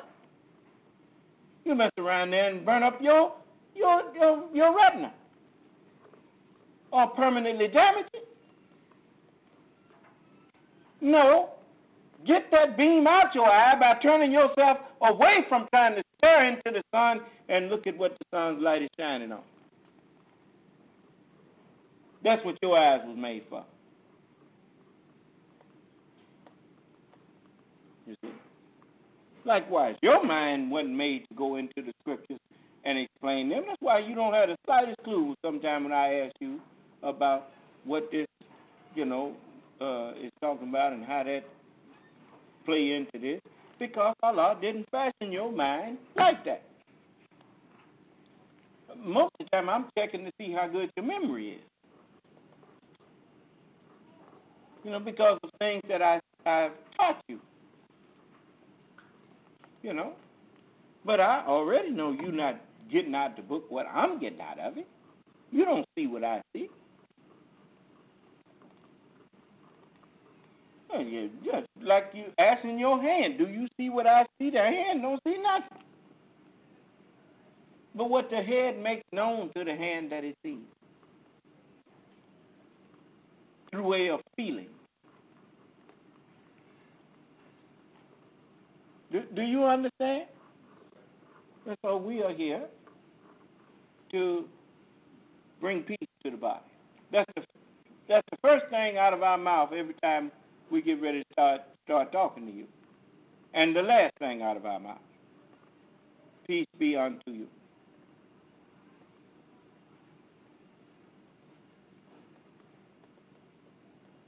That's what the head does for the body. It brings peace to the body. You sit down and you see the body sitting there relaxing, and when the body's at peace, the head can be at peace. When the body's not at peace, the head feels for the body. Certain things, it's just like me. My legs bother me right now, but they just have to put up with it because I got this job to do here. I could sit down and they feel better, but I couldn't do my job sitting down. Do you understand? So I tax them. You see, I got no problem with tax. You understand? Me and brother was out there at 3:00 this morning. So you could sit up here and not be sweating.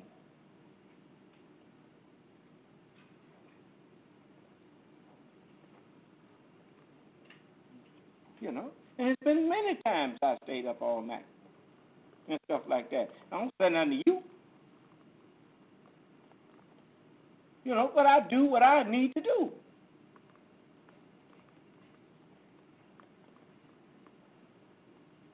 And as far as I'm concerned, the only time you will discover something about as you mature, you will discover that the only time you really call on people is you call on people that you feel you can depend on to do something. You don't call on people just to be calling on somebody. You call on somebody that you think you can depend on to do something. I don't run from my manhood. I run to it. We created man to face what? Difficult. As I was telling brother, many people think that because I agree that the man is the head of the woman, that means I don't have respect for the woman. And that's the furthest thing from the truth. My thing is that this world has took the man and the woman both out of their proper role. You look around you, as I was telling brother, I said, now, Here's a good example. We here putting this air conditioning back together here, and the women sleep and whatnot. And you wake the woman up, tell her, come on out here and put this air conditioning thing in here. Well, you look like doing that. But at the same time, if I wake you up and ask you to, look, go in there and fix me a plate, or go in there and do, so why should you mind doing that? If I don't mind going out here and doing things that a man's supposed to do in the way of taking care of you.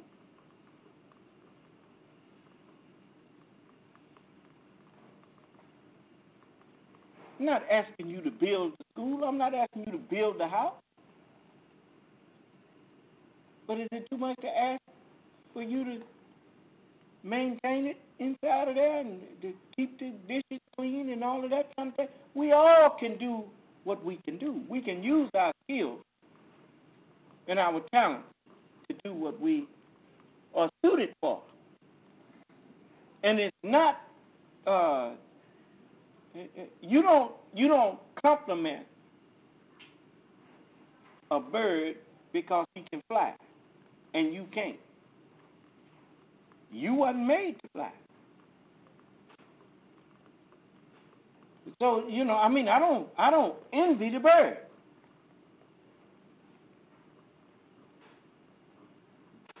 Because I can make something to get me up there if I need to do that. But he can't make him nothing to get him to fashion no television. He can't make him no sewing machine. He can't produce him no textile mill. He can't turn cotton into thread and thread into material and stuff. He don't know how to do none of that. He can't plant nothing for some and store up food for no extended periods of time and all that kind of thing, just in case that he later on need to have something when there's bad weather and stuff like that. Matter of fact, he can't even make him no house that's worthwhile to keep him out the elements. He can't choose not to get wet in the rain unless he find a hole to go crawl in. But he didn't make it. Do you understand? So what I should envy him for? I got nothing to envy him about. Just like people hear me talk about Caucasian people, the last thing you hear somebody say is that I'm envying them. You ain't nobody accuse me of envying nobody. Not no more. Why should I envy you, and everything that you done built and done has brought you to the brink of your own destruction? Now, what do I have to envy you for?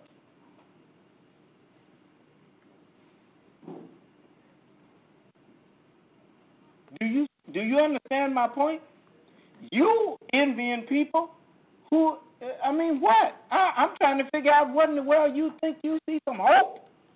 Envying people who on their way out. That show me how dumb you are.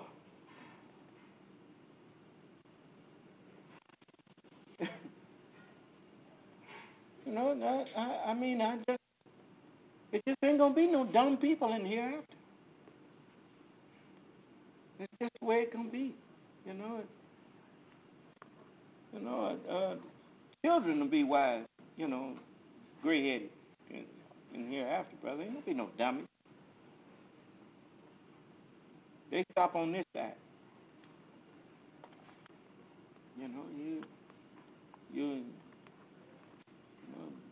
Let me show you something.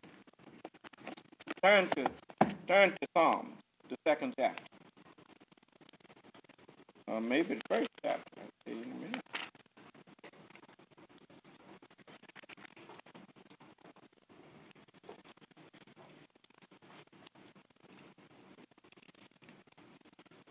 It says, blessed is the man, this first chapter of first book of Psalms. The first chapter of the book of Psalms.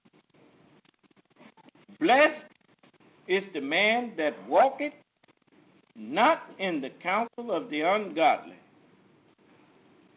You sitting up letting politicians, ungodly politicians, you know, it's sad. People like Herman Cain, you know, I put it like that.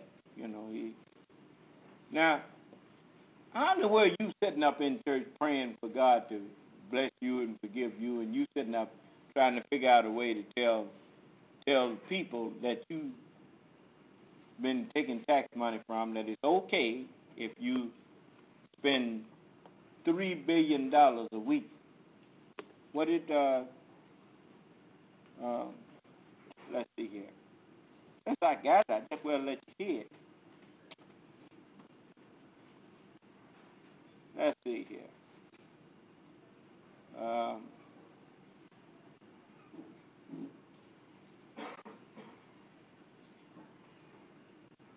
I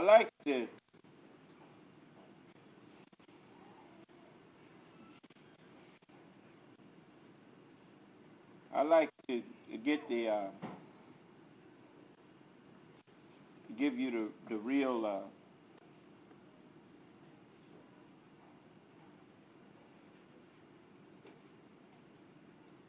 let's see here.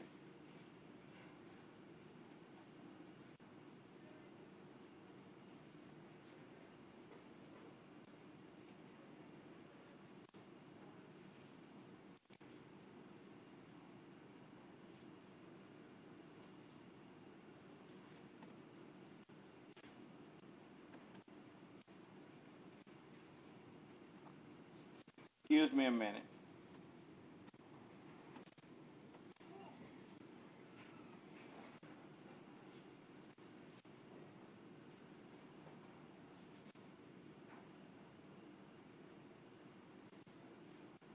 I'm here to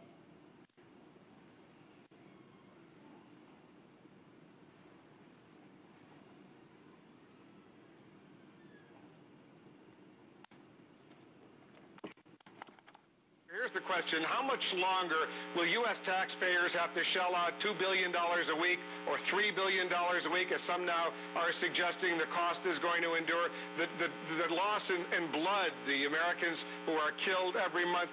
How much longer do you think this commitment, this military commitment, is going to require? Here's the question. How much longer will U.S. taxpayers have to shell out $2 billion a week or $3 billion a week, as some now are suggesting the cost is going to endure? The loss in blood, the Americans who are killed every month. How much longer do you think this commitment, this military commitment, is going to require? Here's the question. How much longer will U.S. taxpayers have to shell out $2 billion a week or $3 billion a week, as some now are suggesting the cost is going to endure? The loss in blood, the Americans who are killed every month. How much longer do you think this commitment, this military commitment, is going to require? I think General Petraeus. Here's the question.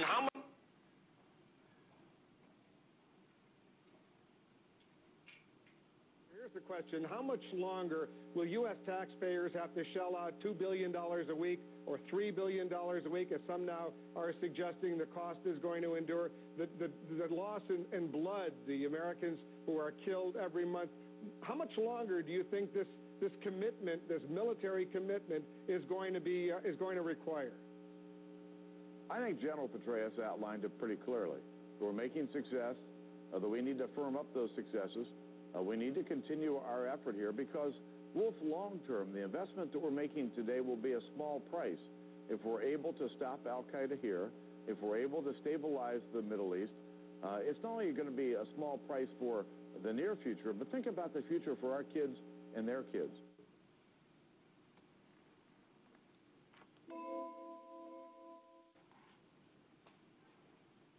For someone to... Now, he thought it was a small price, $2 billion a week. I'll go with the lower figure. To kill somebody, send their young people over there, and over 4,000 of them got killed, and it's costing them about $2 billion a week. But that was taxpayer money well spent. But he done convinced you that taxpayer money spent, if it was taxpayer money spent on your health care, that's not well spent. The question I want to know is why not? And you notice when I asked the lady, how is it harming you? How is the Affordable Health Care Act harming you? You notice she never could answer that? Because she already got insurance. She just don't want us to have none. Because there'd be too many people in the doctor's office, she said.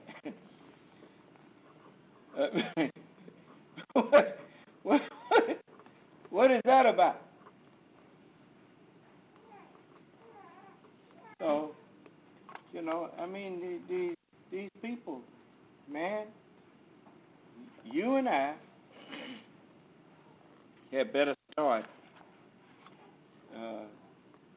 passing enlightenment from one generation to another instead of parakeeting ignorance.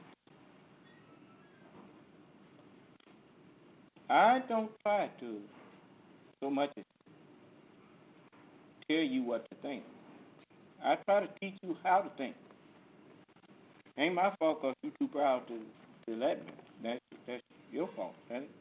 You know, because you need to know how to reason and how to, you know, I mean, what your argument against national health care is a fool's argument. How can you look anyone who have intelligence in their eye and tell them that national health care is not in the best interest of the whole nation? How do you look at somebody and tell them that?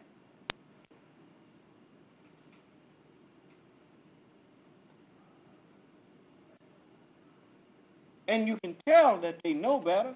That's why they make up all of them other lies to bolster. You don't need a lie to bolster the truth.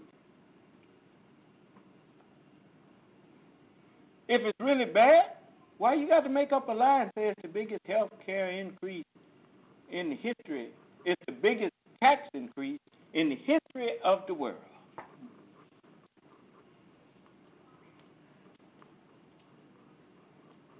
That's what they've been saying.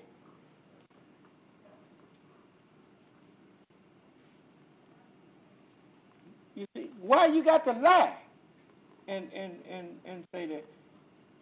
Because they done tried to make taxes a dirty word and tried to make you a parakeet of what they had to say through the television now. Use it to program you. And they, you know, that's what they call what they got on there, programming. Programming. But the one thing about an enlightened mind, you can't program an enlightened mind. You can only program one that is on the level of functional illiteracy. You see? You understand what I'm saying? The enlightened mind gonna consider the source first of where's this coming from, and then they want to know, well, look, you telling me all of this, but where's your proof? Here they telling us that something that hadn't even been set in motion yet is harmful when it ain't even been set in motion yet. How is it harming you now and it ain't even going into effect until 2014? It's like the little sister on there that told them that if even the Supreme Court said if it was a tax, they couldn't even rule on it yet because it have not been put into action yet. You can't rule on whether something is constitutional not constitutional when ain't nobody been harmed by it yet. I mean, how you gonna bring something to court that ain't? That's just like saying, this man saying that next week he gonna shoot me. Well, what you want the police to do? They can't arrest him if all he did was say he's gonna do it. Is that right? So when he makes an attempt to do it, well, now you got something now to squawk about. But he can say he's gonna do whatever. Well, they didn't tell you that so much that it was a tax. They said it was done because Congress has the right to levy taxes, and they can do it under their right to levy a tax or a fine or whatever if they want to. And so that's constitutional there. And even they admit that. But it's a type of tax. That's all a levy is. That's all a fine is. It's a tax. You call it whatever else you want, but it's a tax. So look here. It says, "Blessed is the man that walketh not in the counsel," meaning don't let ungodly people give you advice. Huh? If an unrighteous man brings you news, look carefully into it. If he try to counsel you on what to do about something, you best be careful. Don't walk in his counsel. And it says, "Counsel of the ungodly, nor standeth in the way of sinners." If you're going to stand for righteousness and stand for right, don't do it in the way of sinners, of sinful people. He's taking a stand on let me see, how was she putting it? We don't need to be told that we have to buy health care insurance. We don't need the government telling us we got to do that. And then when you ask them, well, is that true about automobile insurance? Well, they can tell us that. That's as good as saying that, right? Well, if they can tell you that you need to get auto insurance if you're going to drive a car, then if you're going to walk around here in the country in the body that you got, then you get health care insurance. We want our citizens to be healthy. Huh? Then you got most of the people who fighting that is people who already got health care.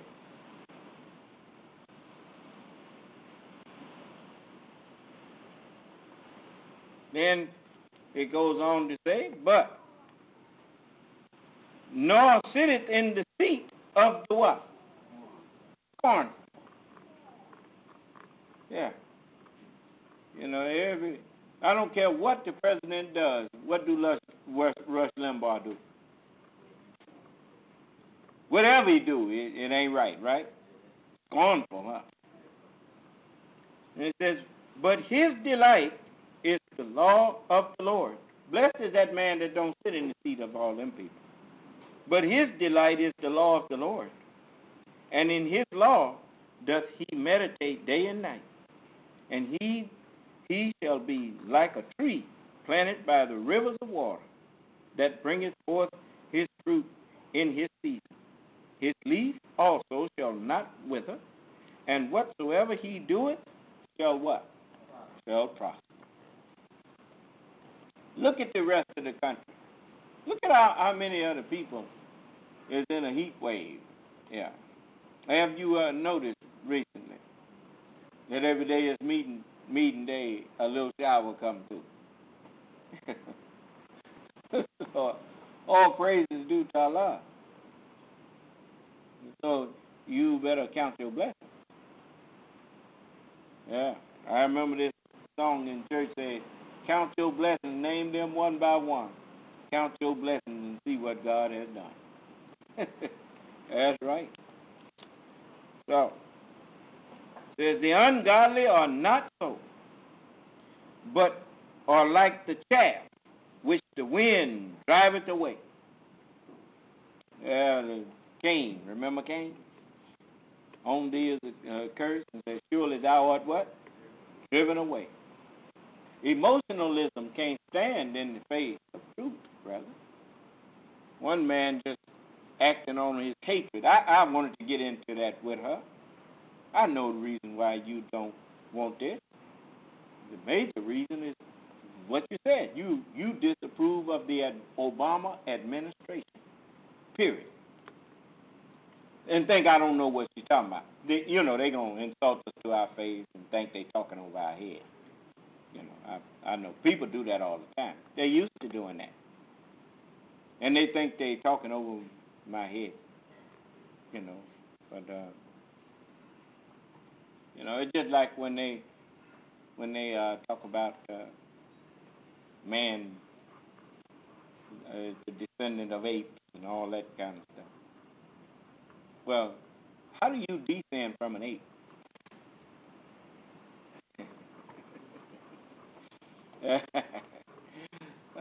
Descend means something you coming down from something higher than you, don't you? Yeah, okay. Oh, all right. So we know that when they make little pictures and things, you notice they put pictures of the president look like a monkey, right? And but they do acknowledge that they descend from us. And one of the things that the term ape also means is to copy. You notice what we see one do, we all start doing. That's why they don't want to get used to seeing no black man in no position of power. So we got a lot of things that you got to learn, and you're going to have to grow up and change. Grow up. It's just another word for saying change. If you don't grow up, if you don't change, you won't see the hereafter. Except a man be born again, he cannot see the kingdom of God. Always remember, those words are not going to be taken back. You've got to have a change of mind. Do you hear me? All right. Don't hold on to what these people taught you. They didn't teach you the truth about nothing. That's why they're able to stand up in front of you and with a straight face say things that are downright insulting to you and don't even fear that you're going to get offended because they know they haven't taught you enough for you to get offended and to understand what they're really saying to you.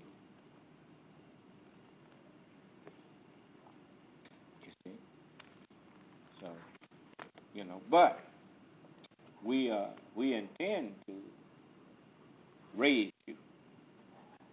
That's right. That's right. Every valley shall be exalted, and every mountain and hill shall be made low.